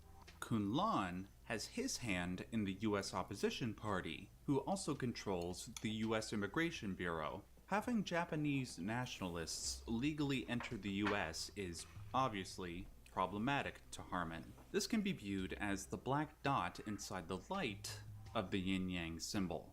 While a lot of this political maneuvering is done to subtly, covertly, encroach on Kunlun or Harmon's power, there are some instances where one will consciously let the other encroach on their territory. For example, when Harmon lost a chess game to Kunlun, Harmon had to let Kunlun establish an organ trafficking ring on the west coast of the United States. This ring was set up by the character known as Curtis Blackburn. Moreover, Harmon had to send one of the Killer7, Dan Smith, to help Blackburn establish control. This proves that both sides are engaged in equally unethical behavior. Now, the final example of this dualism, at least for this video, lies in the game's final reveal. Throughout the game, the character of Watsaru shows up to give the Killer7 hints about what is to come and how to proceed. At the very end, we see that Watsaru was Kunlun. all along. Bullshit. This might not make any He's sense just at kinky. first. Why would the game's main villain, the one that is trying to overthrow Western culture, be trying to help you at the same time? Remember what I said before about light and darkness needing each other in order to exist? Kunlun cannot completely decimate Harmon. Otherwise, there is no opposite to define him. Therefore, he needs to help Harmon in some respects. Just as Harmon quote-unquote helped Kunlun by setting up the organ trafficking ring. It is this constant give and take between both Kunlun and Harmon that forms the basis of Killer7's story. Not only that, it might also be the basis of how Suda51 views global politics. While certain countries might antagonize other cultures and view their own as superior, they also realize that they need those other countries for their resources. Everybody and loves me. I'm in the sometimes Killer7 better video. ideas. Everybody Therefore, wants me in the both Killer 7 West video. and I look East amazing. Need to find the right balance between assertiveness and agreeableness. Otherwise, they risk decimation from either their own incompetence or by somebody else looking to overthrow the established order. Thus far, pointing out we a have few only bits of hinted plot at to the support a metaphysical symbolic analysis divine of the game. aspect Symbolism of is saying the game Kunlun has, I and would say, Harmon's pretty struggle. accurate. Let us not I don't forget call it that incomplete, these and two also doesn't are, address in the fact, entirety of the plot. gods. What is it about them that makes them divine? It all goes back to the yin-yang symbol. According I to would say I Eastern am pretty religious surprised, tradition, the entire that universe he is is doing governed by a cosmic analysis of duality, Killer7 the warring and forces is of seemingly light uninterested in even trying to fit the actual Killer7 into it. and darkness. We are all subservient to these opposites. Not even Kunlun and Harmon Apparently, are exempt you know, from this Garcian's divine story is, struggle. you know, In other ones fact, who play they isn't- have isn't been important. acting out this duality for the past few centuries. If they don't act out this duality, the world cannot exist. Now one might ask, who decided that the universe must be this way? Well, the West might call it God. The East might call it the Trikaya, or universal mind. For the purposes of this discussion, we'll call that ultimate force the unconscious. Here's a good way of understanding what the unconscious is and why it's a godly force. When you feel angry, did you decide to feel angry, or did the anger decide for you? When you have an idea, did you create that idea yourself, maybe he's just not or did the interested idea come to in, you by intuition? The same force discussing that other provides things. you with emotions and ideas is the same force that Kunlun and Harmon are bound to. That is the unconscious. It is the creative force that birthed all living things, and also the void we return to upon death. There is a personal level to the unconscious where our memories and personality traits are stored. There is also a collective unconscious that decides our biological and psychological makeup before we are born. We are all bound to this force, and some are more aware of it than others. As for Killer7, the game utilizes the concept of the unconscious many times. The Killer7 are particularly aware of their link to the unconscious because they have the power of clairvoyance. They can see how the unconscious operates beyond the material realm. This is why they can see the heaven smile, where almost nobody else can. This is also Joseph, why that they can tyrant see fury. ghosts, I will admit, or I am- as the game I am calls them, struggling slightly remnant with the spice. psyches. Whenever the Killer7 kill somebody, the been a minute since unconscious I've had something really psyches of their victims linger on in a different plane of existence. Those people they killed are still bound to that divine force. Because all things are linked to that collective unconscious, including the dead, they can haunt those with the power of clairvoyance. They can use the collective unconscious as a conduit to the personal unconscious of living beings. Harmon is particularly aware of this. He is intimately linked to the unconscious because he is one of its primary avatars. He harnesses the personalities of the dead, the ones that linger in the unconscious, and co-opts them for his own purposes. On the one hand, he co-opts the remnant psyches for information, but on the other hand, he will possess them and use the skills they had when they were living. The people Harmon possesses are the Killer7 assassins. Now, as I said before, Kunlun and Harmon are bound to the unconscious. They must act out the cosmic battle of light and darkness. If they choose not to follow the dictates of the unconscious, or they fail to do it properly, the unconscious will replace them. Ultimately, Kunlun and Harmon were replaced by the character of Amir Parkreiner, also known as Garcian Smith. Amir Parkreiner was responsible for killing the original members of the Killer7. He did this as a form of revenge for his tragic childhood. Because he felt guilty for his murderous rampage, he committed suicide. Upon his death, Harmon absorbed Amir's psyche and, by extension, the other 6 assassins that Amir killed. After the absorption, Amir forgets who he was. This forgetfulness allows him to take on a new identity, that of Garcian Smith. At the end of the game, he remembers who he was and what Harmon did to him. He realizes that he is the puppet of not only Harmon, but the unconscious. In order to take back some form of control of his existence, he kills the avatars of Kunlun and Harmon, and by proxy, absorbs their psyches.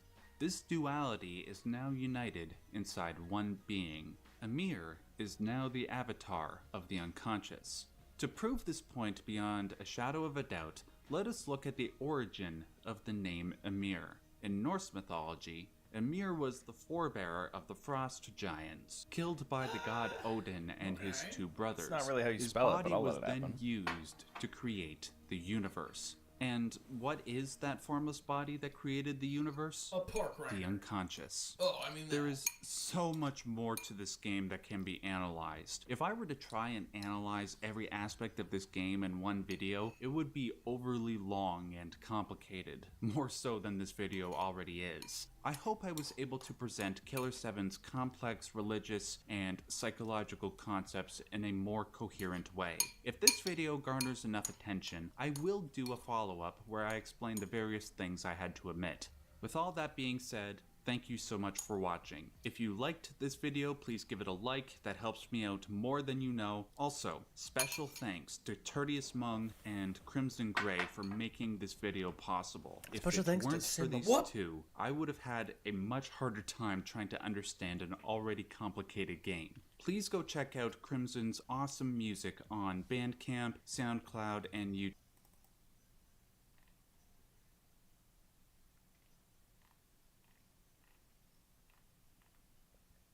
Come on, Simba, where you at?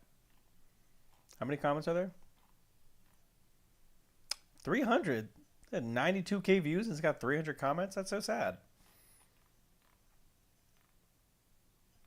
I get that though. My second biggest video, the Astrobot one, the first one I did, that's the one that has more comments than the Parappa video. The Parappa video has less comments but more views. I always wonder how that works.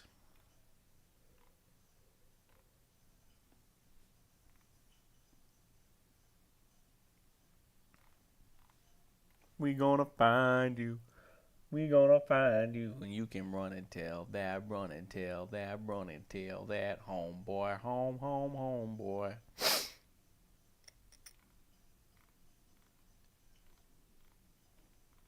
Good news. I give up. Don't say I didn't, though. Don't say I didn't try.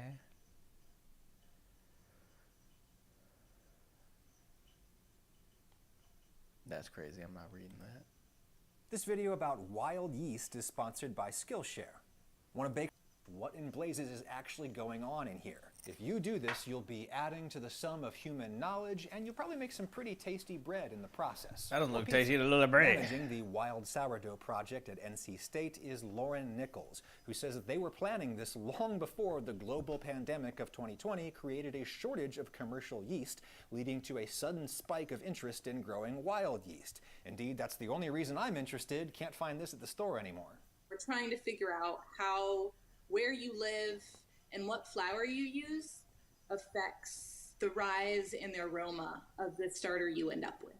Common knowledge is that where you are is going to determine the kind of sourdough you have. So if you're in San Francisco, you're going to have a very specific starter. And so far what we're seeing from preliminary data is that isn't true. That specific bacteria shows up in starters all over the world. So it's not necessarily where you are or necessarily how you keep your starter, but it might actually be the interactions that are happening between the different microbes in your starter. This is key to understanding sourdough generally. A normal bread baked with commercial yeast isn't really defined by its bacterial content. The yeast pretty much do the whole job, and yeast are fungi, not bacteria. Basically what they're doing is they're kind of a machine that's breaking down the starches and the sugars. Fun literal plot detail that's hard to pin down that got reiterated in Travis Strikes Again is the answer to how it is that Dan was killed by Chrissy in /MR in the hotel, but also how Dan was killed by Curtis that create at an entirely other time. Sounds gross, but without the carbon dioxide created by yeast, bread just wouldn't have any bubbles in it. Without bubbles, damn, I didn't even notice be that. Soft and fluffy. Commercial yeast is so powerful that it rises a dough with bubbles in just a couple hours, long before bacteria have had much of a chance to grow inside the dough. In contrast, making a sourdough starter with wild yeast takes about a week and a half at least, which leaves plenty of time for bacterial action that will put the sour in sourdough. The first step in this procedure from NC State is to mix together a couple of tablespoons of flour with a couple of tablespoons of water in a mason jar or another narrow glass container. The conventional wisdom among bakers is that you have to use distilled water or water that's gone through a charcoal filter like the one in my fridge door. This gets out the chlorine that's used to sterilize tap water and could kill the microbes you want. Probably depends on what your city water supply is like, but anyway. The folks at the university recommend unchlorinated water too, just to be safe. If you don't have a filter, you can just leave tap water standing for a day. The chlorine should evaporate. Now, with the water in, you just cover your starter with something porous, like a towel. The googly eyes are optional, but I'm calling my starter Gary. This will keep big things like hair from floating into your starter, but it will allow microbes from the air to pass through. And yes, there is yeast in the air. Bakers always used to say that the yeast are in the air. Then some of them started doing some experiments where they got starters going inside sealed containers, and the starters grew anyway. This led them to conclude that the yeast and the bacteria are already in the flour. And indeed, flour definitely does contain yeast and bacteria. Prior research from the Dunn lab proves that, but it also proves that there's microbes in sourdoughs that do not come from the flour. They did a study where they controlled for the microbes already present in the flour, and they still found all kinds of additional and different microbes in sourdoughs baked by different people in different places. Yeast are ubiquitous in our environment, and especially in our homes. Another study they did involved swabbing the inside and outside of the doors to people's houses. The inside of the door had way more yeast. There's yeast in the air, on our tools, and on our hands. We do not know the extent to which microbes in the environment versus microbes in the flour are responsible for sourdough, but we know environmental microbes do play a role. What those microbes do once they get in the starter is a little bit better understood. Flour is loaded with sugar and starch. And everything on the planet can digest sugar and starch. This is Dr. Erin McKenney, a microbial ecologist at NC State, who's also working on the Wild Sourdough Project. So at first, everything that makes it into that jar is going to do really well. Indeed, after my starter sat in a warm place in my kitchen for a day or two, it blew up like a balloon. It looked like it was done. But then you have these lactic acid producing bacteria that are actually what we might consider to be environmental engineers, right? So they're producing acid when they digest all these sugars, and that acid lowers the pH, which selects against a lot of those original fungi, including some potential mold producers. And that acid tastes really good. That's the sour in sourdough. There's a battle going on in the jar between the various microbes, and we need to give the desirable bacteria time to win that battle. Here's one starter I did on day 3. It's pink and smells disgusting. That's an indication that some undesirable microbes are winning. I got kind of freaked out and threw it down the sink, but the folks at NC State said I probably should have stuck with it. The acid-producing bacteria might have won if given time. And how do you stick with it? By feeding your starter. There's a really specific procedure that you can follow on this NC State website, but the basic idea is this. Once a day, you dump and throw away half of your starter. You then put in enough fresh flour and water to double the mass of what you have left and to keep it the texture of thick pancake batter. After you do that for a few days, you should start to notice some clear liquid accumulating in the jar. Bakers call that hooch. It's literally alcohol created by the yeast, and it's an indication that they are hungry. Once you start getting a lot of hooch after half a day, that means you can start feeding it twice a day. After about 14 feedings, you should have a starter that reliably doubles in size between feedings. That means you've got a vigorous community of yeast and desirable bacteria that can reproduce perpetually as long as you keep feeding it. If you put it in the fridge at this point, you can get away with only feeding it about once a week. Cold slows down the metabolic rate. You then use about half a cup of starter to replace a teaspoon of yeast in a recipe. You just got to account for all the extra flour and water you're adding to the process, and be aware that wild sourdough usually takes more time to rise. 4 hours, a day, it depends on the starter. Now, you no doubt have many questions, one of them being, why do I have to throw away half my starter every single time I feed it? Well, the conventional wisdom is that if you don't... But it's actually him going from thinking that he was a man in control of the proto-death drive, controlling copies of assassins as if they were video game characters, to learning that he himself is also a clone, being controlled by the video game, being controlled like a video game character himself. Don't throw away half your starter as you go. You're death. pretty quickly going to accumulate way more starter than a home baker could possibly actually need. Simply because you have to double its mass every single time you feed it. It's exponential growth. You can cut down on this waste by starting with a very small amount of flour and water to begin with. That's why the NC State recipe calls for just a couple of tablespoons. You probably have to start with a dough of some minimal size, because if it was too little, it would spread really thin at the bottom of your glass and it would be exposed to too much air. Anyway, Dr. McKenney says there may be another benefit to discarding half your starter when you feed. It's going to select for the more powerful yeast. Some of them are really good at outcompeting other yeasts or bacteria for food. Some of them might be really good at growing faster, right? That discard process that we do every day is kind of like mowing your lawn. You select for grass and fast-growing weedy species, and you're not letting many trees or slow-growing species grow, right? So the same kind of thing is happening in our starters every day. We are a clockwork disturbance force. Okay, another question that I bet you're pondering. What kind of flour do I have to use? Lots of bakers say you have to use organic because conventional flour has chemicals in it that'll kill the microbes. Lots of people say you have to use whole wheat flour because the bran and germ contain lots of the microbes and enzymes that we want. Well, lived experience tells us that you can make a sourdough starter out of just about any flour, but some might work better than others. That's one of the things that the folks at NC State are hoping you can help them figure out. You'll tell them exactly what kind of flour you used, and simple measurements you take will help quantify how well your starter did. But Nichols and McKenney already did one experiment where they put the same starter in with some white, wheat, and rye flours, and look what happened. All-purpose flour, which has the milling and the processing, there's not a lot of bran, which would be your fiber source. There's not a lot of germ, which would be your proteins and lipids. So it is pretty much a starch bomb. And those microbes have a sugar rush and then a crash. They rise the fastest and then they crash. They can't sustain it because they run out of nutrients.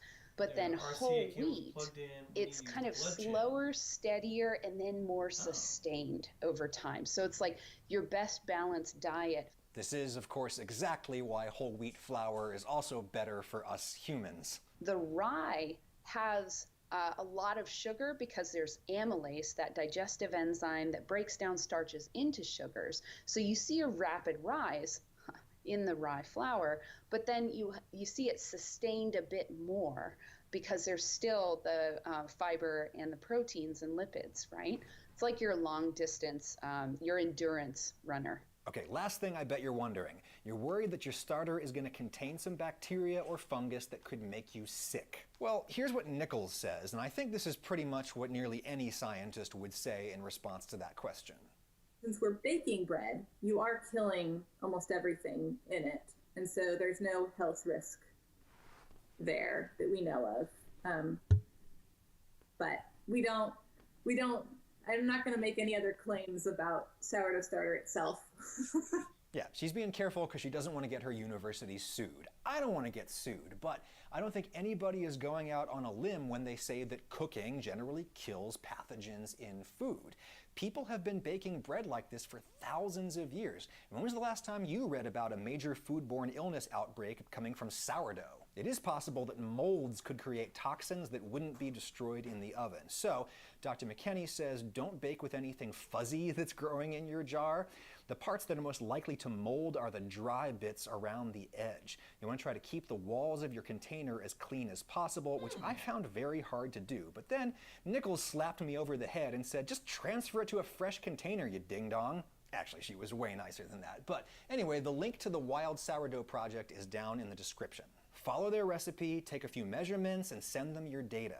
The instructions are very easy to follow. They especially need bakers from places outside the US to participate, but they'll take data from anyone. And when you email them your data, forward it to me at this address. Put Sourdough Project in the subject line, and I will thank you by name in an upcoming video. Just as I will now thank the sponsor of this video, Skillshare. Lauren. Travis Strikes Again has its own plot that doesn't really connect to the plot of Killer 7 much. Well, the funny thing about Travis Strikes Again is that it doesn't connect much to anything despite connecting to everything.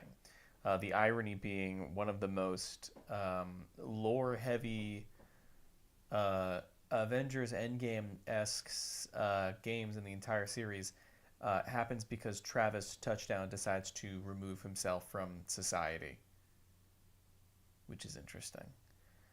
Like most shooter games which take place in the same world, they don't really address the stories of the other games, but you can sometimes find details about events or the world itself that can give you info about the other games. Alright, what are we doing for the rest of the day? If we're doing anything at all. Well, first of all, I have to address what the next game we're going to play is. If it's going to be Final Fantasy IX or not.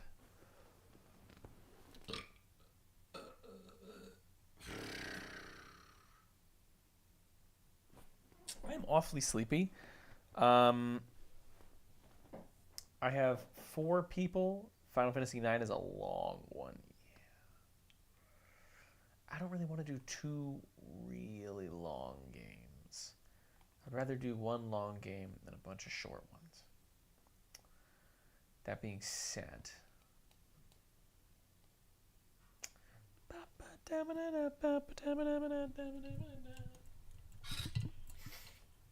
I don't really think we have the audience for a Smash arena tonight. I don't really think we have enough support in chat for that, but let me put this in sync real quick.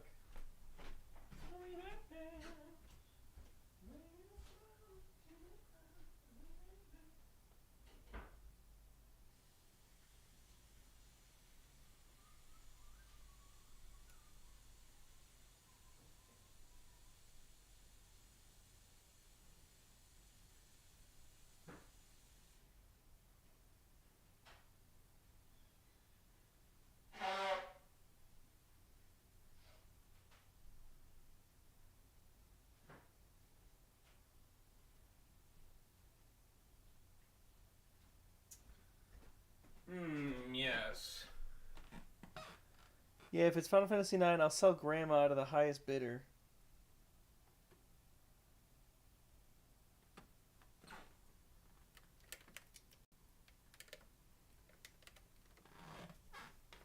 Back to my study.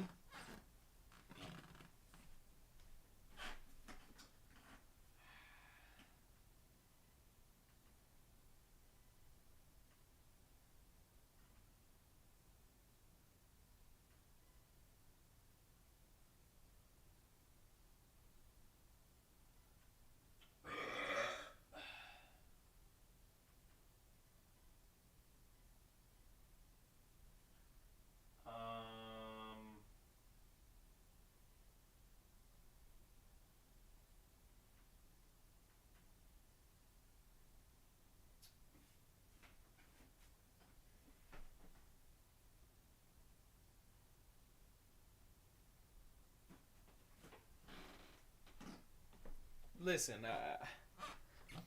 you only play games you physically own, yeah? No emulating? Woo! Shake it! That is pretty true. I don't have a problem with emulation. I don't have an aversion to it. I've emulated games before in my past, and I emulate games sometimes. Actually, I don't really emulate games anymore. I just play them. But yeah, I've emulated games before. I don't really have problems with them. Of course, if I want to play a GameCube game over fucking Slippy.gg, I'm not exactly going to be hooking that up to my PC, if you know what I mean. So I'm not against it at all. However, I do collect. And because of that, I prioritize specific things. Most often, at least having a case and a cover. This is actually a fake cover. This is just a picture that was printed out, I believe. Yes, this is just a picture that was printed out.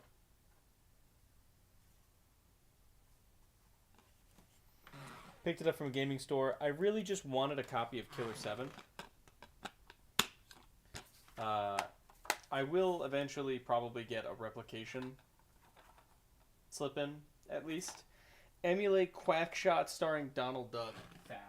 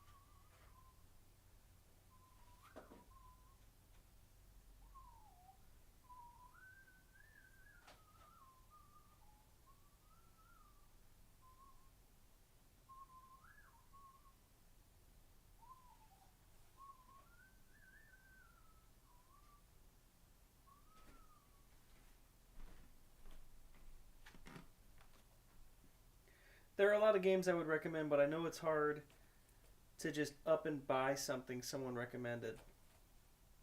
Good thing you got a GameCube and not the PlayStation 2 version.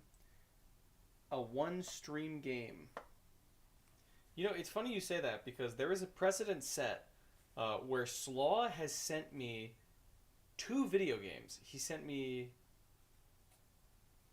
Did he send me Garfield? No, he sent me Wallace and Gromit. Yeah, he sent me Wallace and Gromit in Project Zoo and Scooby-Doo Night of 100 Frights to the Mana Potion Coffee P.O. Box. And only other time someone has ever sent me a video game was that, which is really funny. Right now, these are the ones that are speaking out to me the most. I don't know if I'm really feeling these, but these are the ones I'm thinking of. Binary Domain, which I could talk more about in a little bit. And of course, Sonic Heroes. Those are the ones that are speaking out to me right now. But I'm going to go home to the rest of my game collection. Oh my god. Hi there.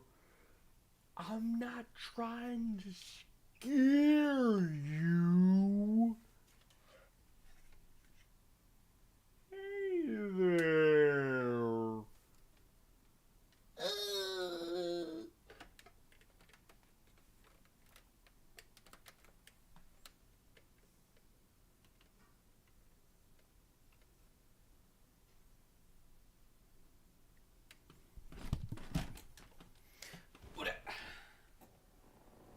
Oh, fuck me.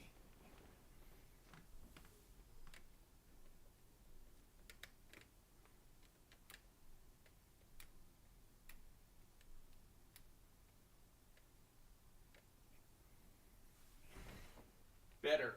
Not better. Hey, what's up? It's Lower Thirds John Chairs here. Come on. This is why Joey tries to make a precedent of not touching his camera.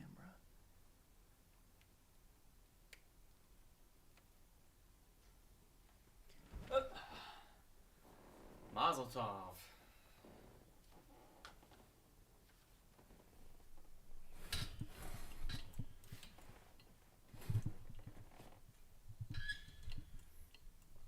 So, I haven't went gambling today. I'm literally shaking. That's called dedication. You ever play the Wild Arms series? That's such a good answer. Yeah, I wish. No. No, the answer is I wish, and I do know about the Wild Arms series. There's a lot of great JRPGs I want to get to in my life. And when I look back on the amount of JRPGs I played, I always kind of get shocked because I'm like, wait, I actually really haven't played that many. I don't even think I can name them. Final Fantasy VII, Final Fantasy VIII, Persona 3, 4, 5, 5 Royal,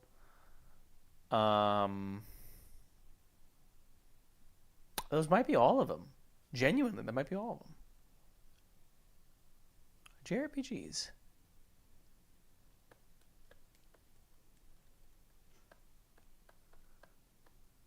Beginning factual.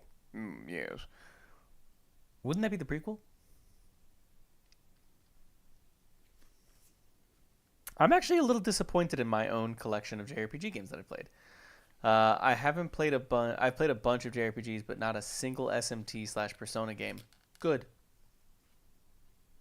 Good. It's funny because I actually own more JRPGs than you think.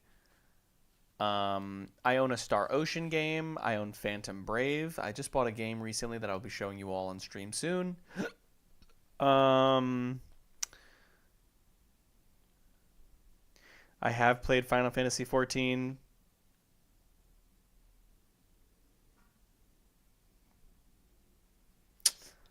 I'll let it slip. As a Persona fan, you're better off for it. Yeah. Hybrid Heaven recommended. Guys, can't you just buy these games and then sell them to me? Genji the Last Samurai, I'm not familiar with that game. The Sakura Wars series I've been interested in, but I haven't been able to get them. I put one of the fucking Sakura War games, Star Ocean Till the End of Time, on the PS2. My friend just kind of gave me a copy. I'm really thinking this through.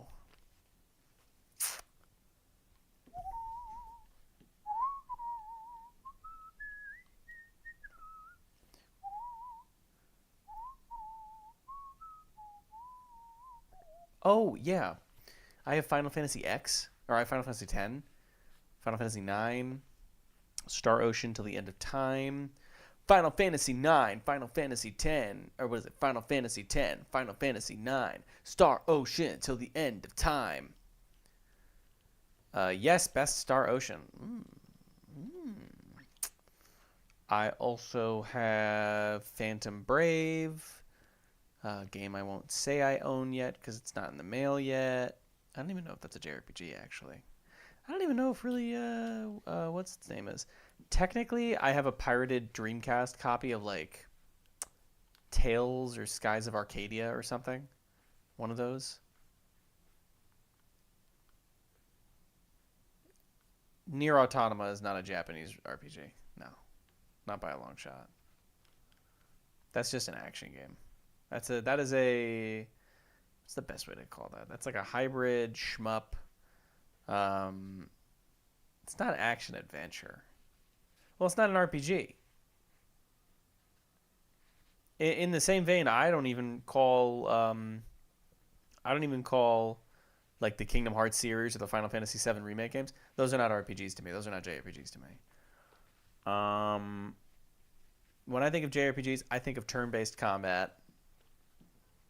I think that's kind of a requirement for the series. Or I think that's kind of a requirement. Most of my gaming is car go room. I don't know. I think that might be boiling it down a little too much, or worse, showing an implicit bias I have. But combat has to look a very specific way for me to call it a JRPG. I'll say that instead.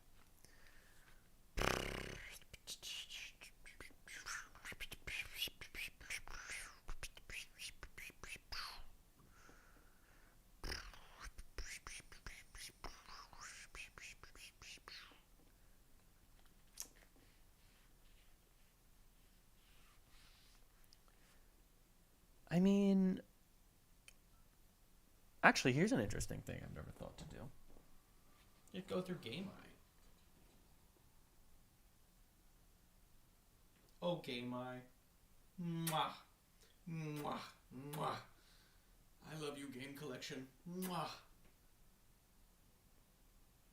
Mwah. My beautiful Game Collection. Yes.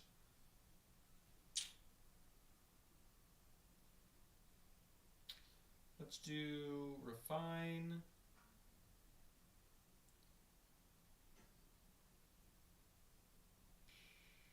Genre filter. Filter to genre. JRPG? Is that a genre?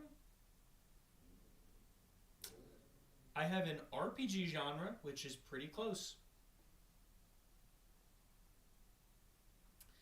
Alright, this fucking thing sucks because no, Death Stranding is not a fucking Okay, no. Twilight Princess and Death Stranding are not fucking RPGs. I know we've talked before about you not being into Western games, but there are a lot of great... When have we said that? Hello? I disagree with that notion. I don't believe one nation specifically has better video games than the other. I mean, it depends on what you call a Western game, because, like, the God of War series, fucking baller. I have to admit, I haven't played God of War 2016, but you have to assume.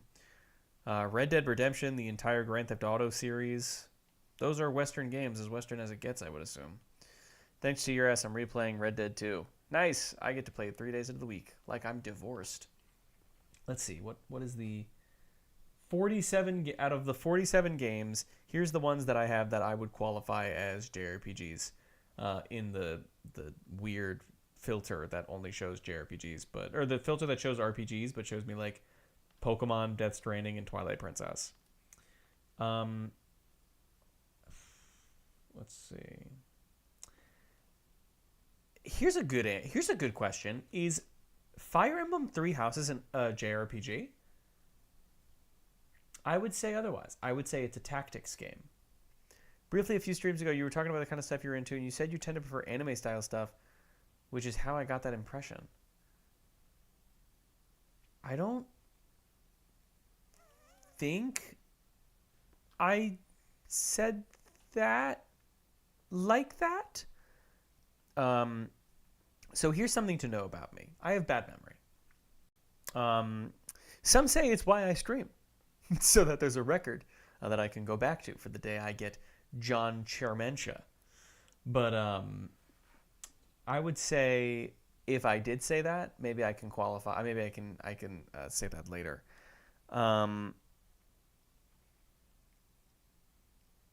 I do find myself more interested in Japanese stuff. I tend to think that's just because I'm still kind of in the notion of, like, when you think Japanese, you tend to think weird. When I think of Japanese video games, I like to think of the Katamari Damacy series. I think of Suda51's work. I think of Hideo Kojima's work.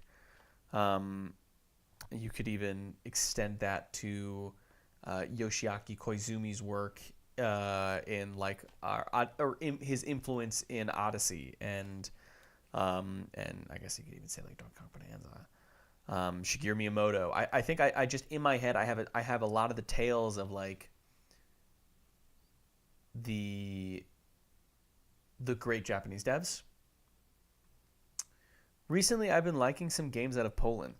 Yeah, I think maybe the impression that I don't like Western games scares me a little bit, because I don't really qualify games. Where games come from doesn't exactly hit immediately on the list of things. Like, what do you think Sonic is?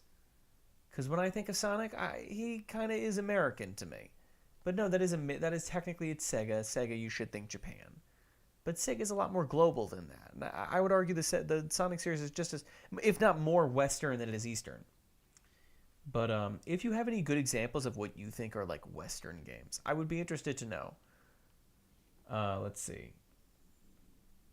I don't know anything about custom robo, and I'm going to be excluding Pokemon games as JRPGs just because I don't think they're what we think of when we think of JRPGs. Persona 3 FES, Persona 4, Final Fantasy 7, Batten Kaitos, Eternal Wings, and The Lost Ocean.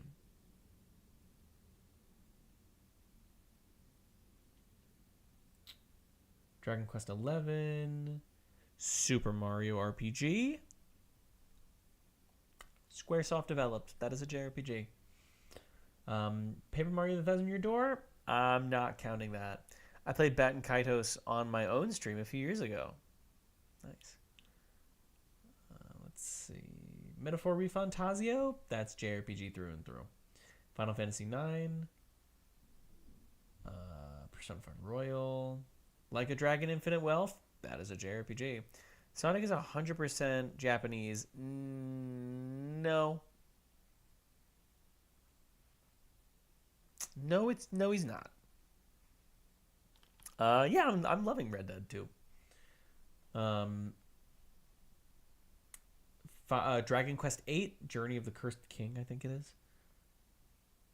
I have a number of gripes with the Batten Kaitos story, but I really like how the game looks. I'm excited to play it one day. I have Shenmue 1 and 2, not JRPGs. It's a Western by a Western dev. Well, yeah, of course, it's Rockstar. Rockstar are Western devs. Same with like Santa Monica Studios. Those are Western devs. Yakuza Like a Dragon, that's a JRPG. Phantom Brave, that's a JRPG. Nier.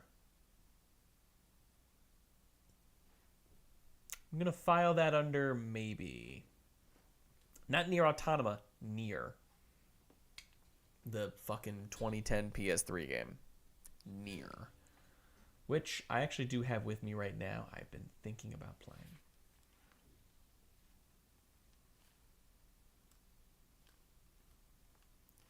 Sega has officially made Western games. For example, Sega of America, once upon a time, made a game called Eternal Champions. Star Ocean, Till the End of Time. South Park, Fractured But Whole. That is a Western RPG. Final Fantasy X. Those are all the JRPGs I would comfortably A, label as JRPGs, and B, have.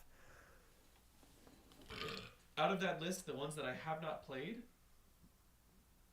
Final Fantasy X, Star Ocean to the End of Time, Nier, Phantom Brave,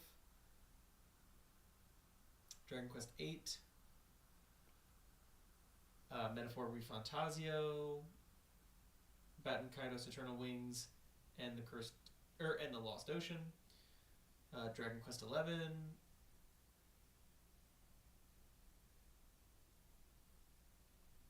Yeah. Those are the ones I don't have. I think Nier Replicant is the same as Nier. Well, I own a PlayStation 3 game, and you don't. I took a shower today. I really don't know why. Be honest, I think I could kind of pull off a Dave or not a Dave. I think I could pull off a Dan cosplay. I think I could. I was kind of looking at the whole game. I was like, yeah, I think I could do that. Well, I played one Dragon Quest spin-off, but that's it. Yeah, I really did play. I played Dance Made. You could do it. Oh, I know I could.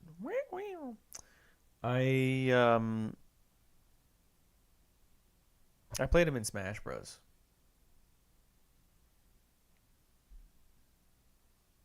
That made me really like it. Like dong dong dee dee gong. Alright, I'm just gonna at everyone in the server. I think that's a good way to put it. What is it? It's like no, because it's like 10.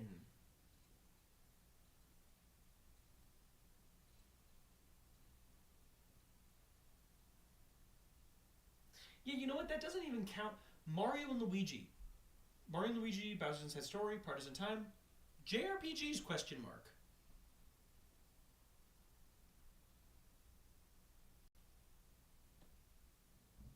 Yes. I would say yes. I mean, to that extent, I would also say the Pokemon series is obviously JRPGs. I'm just not including them for the sake of it.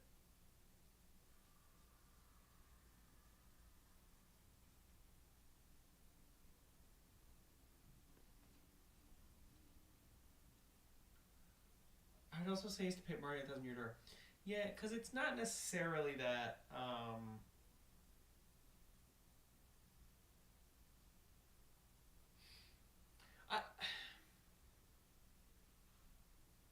Then what is an example of an RPG? Like an American RPG? Or is there something inherently Japanese about that genre?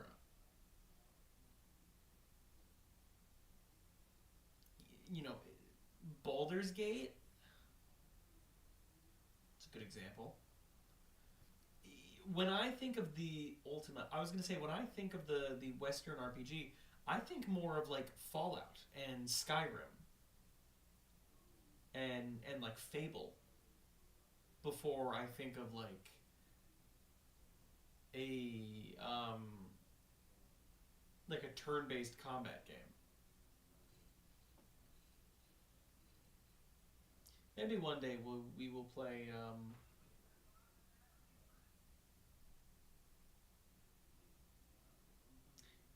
maybe one day we'll play Baldur's Gate. So many games I'd love to play. Before Fallout 3, the game was very similar to Baldur's Gate. Ah, okay. So I think I with the help of the intellectuals in chat, I'd say we've kind of answered my question of remind me of what the Western RPG is. Very interesting in hindsight to really think about it like that. There's a lot of room for talking in that. Septerracore, JRPG made by Westerners. Septerracore.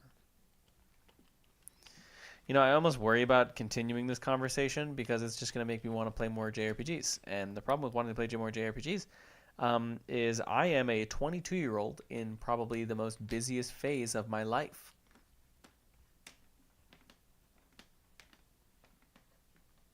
God, I wish. God, I wish. I wish I had all the time I had as a high schooler. To think I spent the entire pandemic playing all the Yakuza games. I would not trade that for the world. The games I played during the pandemic, wholly important games to play. Must plays in some cases. Catherine Full Body, Metal Gear Solid 5, Death Stranding, Persona 3, Persona 4. I fucking speedran all the cool games. I did not play Persona 3 in the pandemic. I don't know why I said that. I'm sorry. I meant Persona 4, Persona 5 Royal.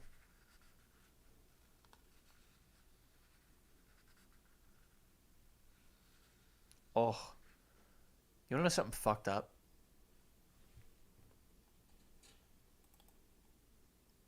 During the pandemic, after I beat Persona 5 Royal,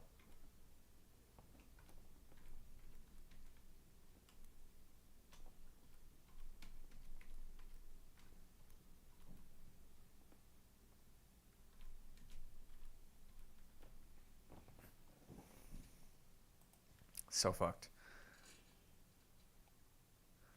I'm gonna listen. I'm gonna listen to this song for the first time in years. I haven't even thought about it.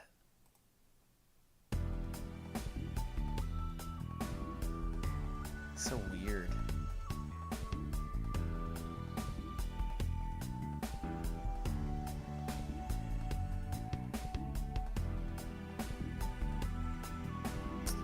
This is So Happy World from Persona 5 Royal. This is, ugh. I used to go to sleep to this song, and I just think like, what the fuck is happening, man? Because I was a moody teenager. I was a very moody teenager. If you're looking to make sure you've played the big important games, oh, fucking Chrono Trigger and Chrono Cross, you're right. Chrono Trigger is a SNES game, though. That's why I never got around to it, damn it. Chrono Cross, though?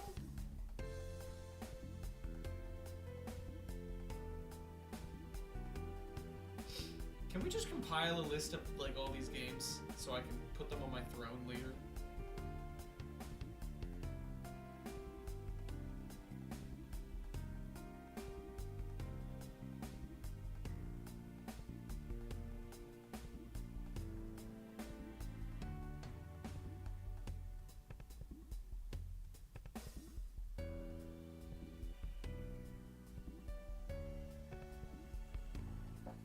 Yeah, there was something so weird and depressing about this one. Obviously, like in the point of the story, it's like when the bad guy like puts everyone under like kind of a fugue state where they get everything they ever wanted so that they don't fight him.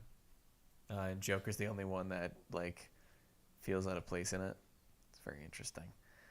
Another song, another Atlas song I've fallen asleep to.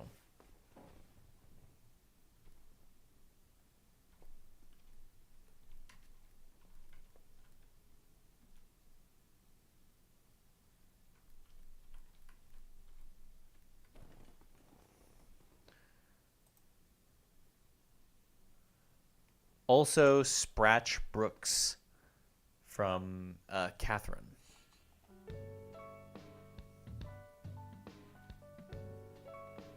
Great one. Ooh, this one has some interesting comments in the comment section. Yeah, I'll drop my 2 cents. I'm 31 now. Got a good career and good friends, but still come home to an empty house at the end of the day. First played this game when I was in college. My girlfriend at the time and 3 of our closest friends would sit around the TV in our shitty apartment, pouring rum and cokes, and playing through this game over and over. For whatever reason, it really clicked with all of us. We didn't have much and we weren't anyone special, but in our own ways, we were happy. Nowadays, more than 10 years later, I listen to this song and I reminisce. She and I were together for 6 years until I ended things. I don't think it was the wrong call, but I can't say for sure if it was the right one either. All I can do is sit here and pour a drink, listen and remember. Think about the future and where I'm gonna end up. Thanks for listening, friends. May you all stay golden.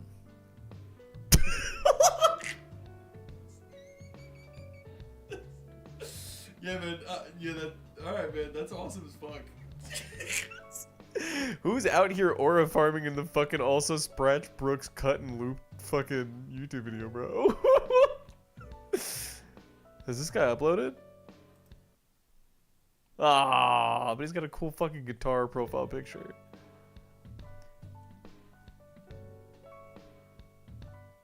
Oh, another one. My first year at university was rough.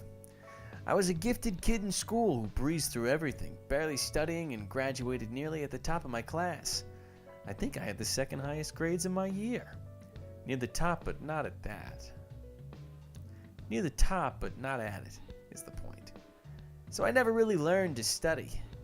University absolutely kicked my ass. I was struggling to scrape together a passing grade. This wouldn't have been so bad, but I'd always been completely socially inept and really bad at sports, so I hung up my entire self-worth on perceiving myself as smart.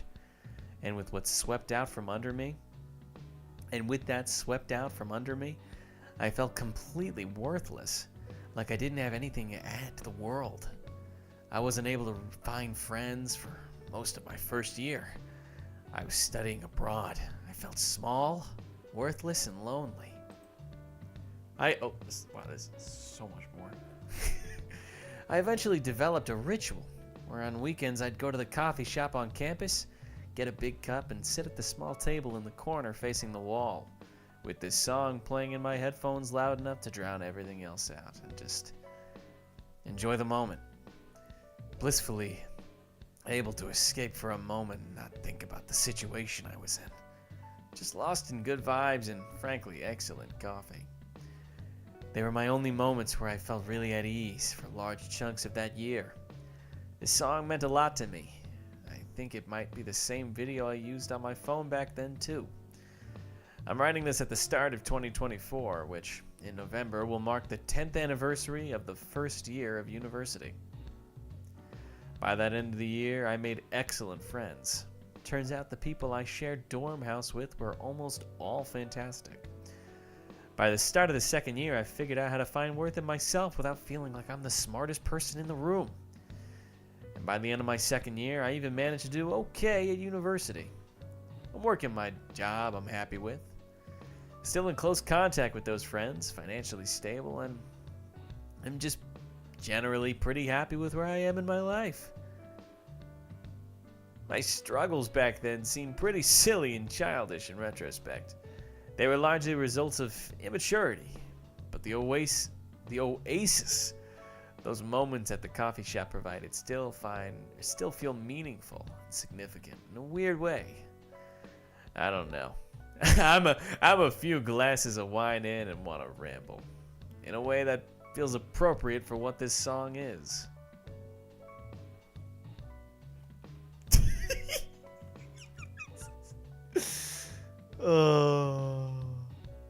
Oh my god, no, I want to keep reading these.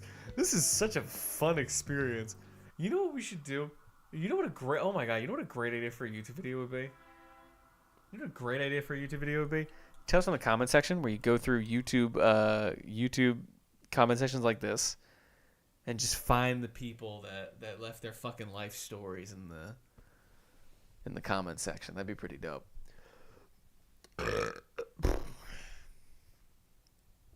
Okay, I'd say we yapped on for quite a while.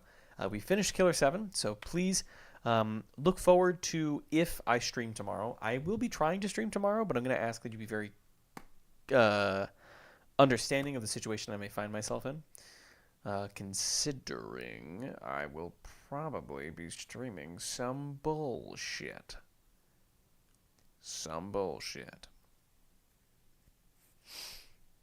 I don't know what I'm going to be doing, so I know I'm just going to be doing it. I'm going to try to stream at least. Yes, so on Monday we will resume Red Dead Redemption 2.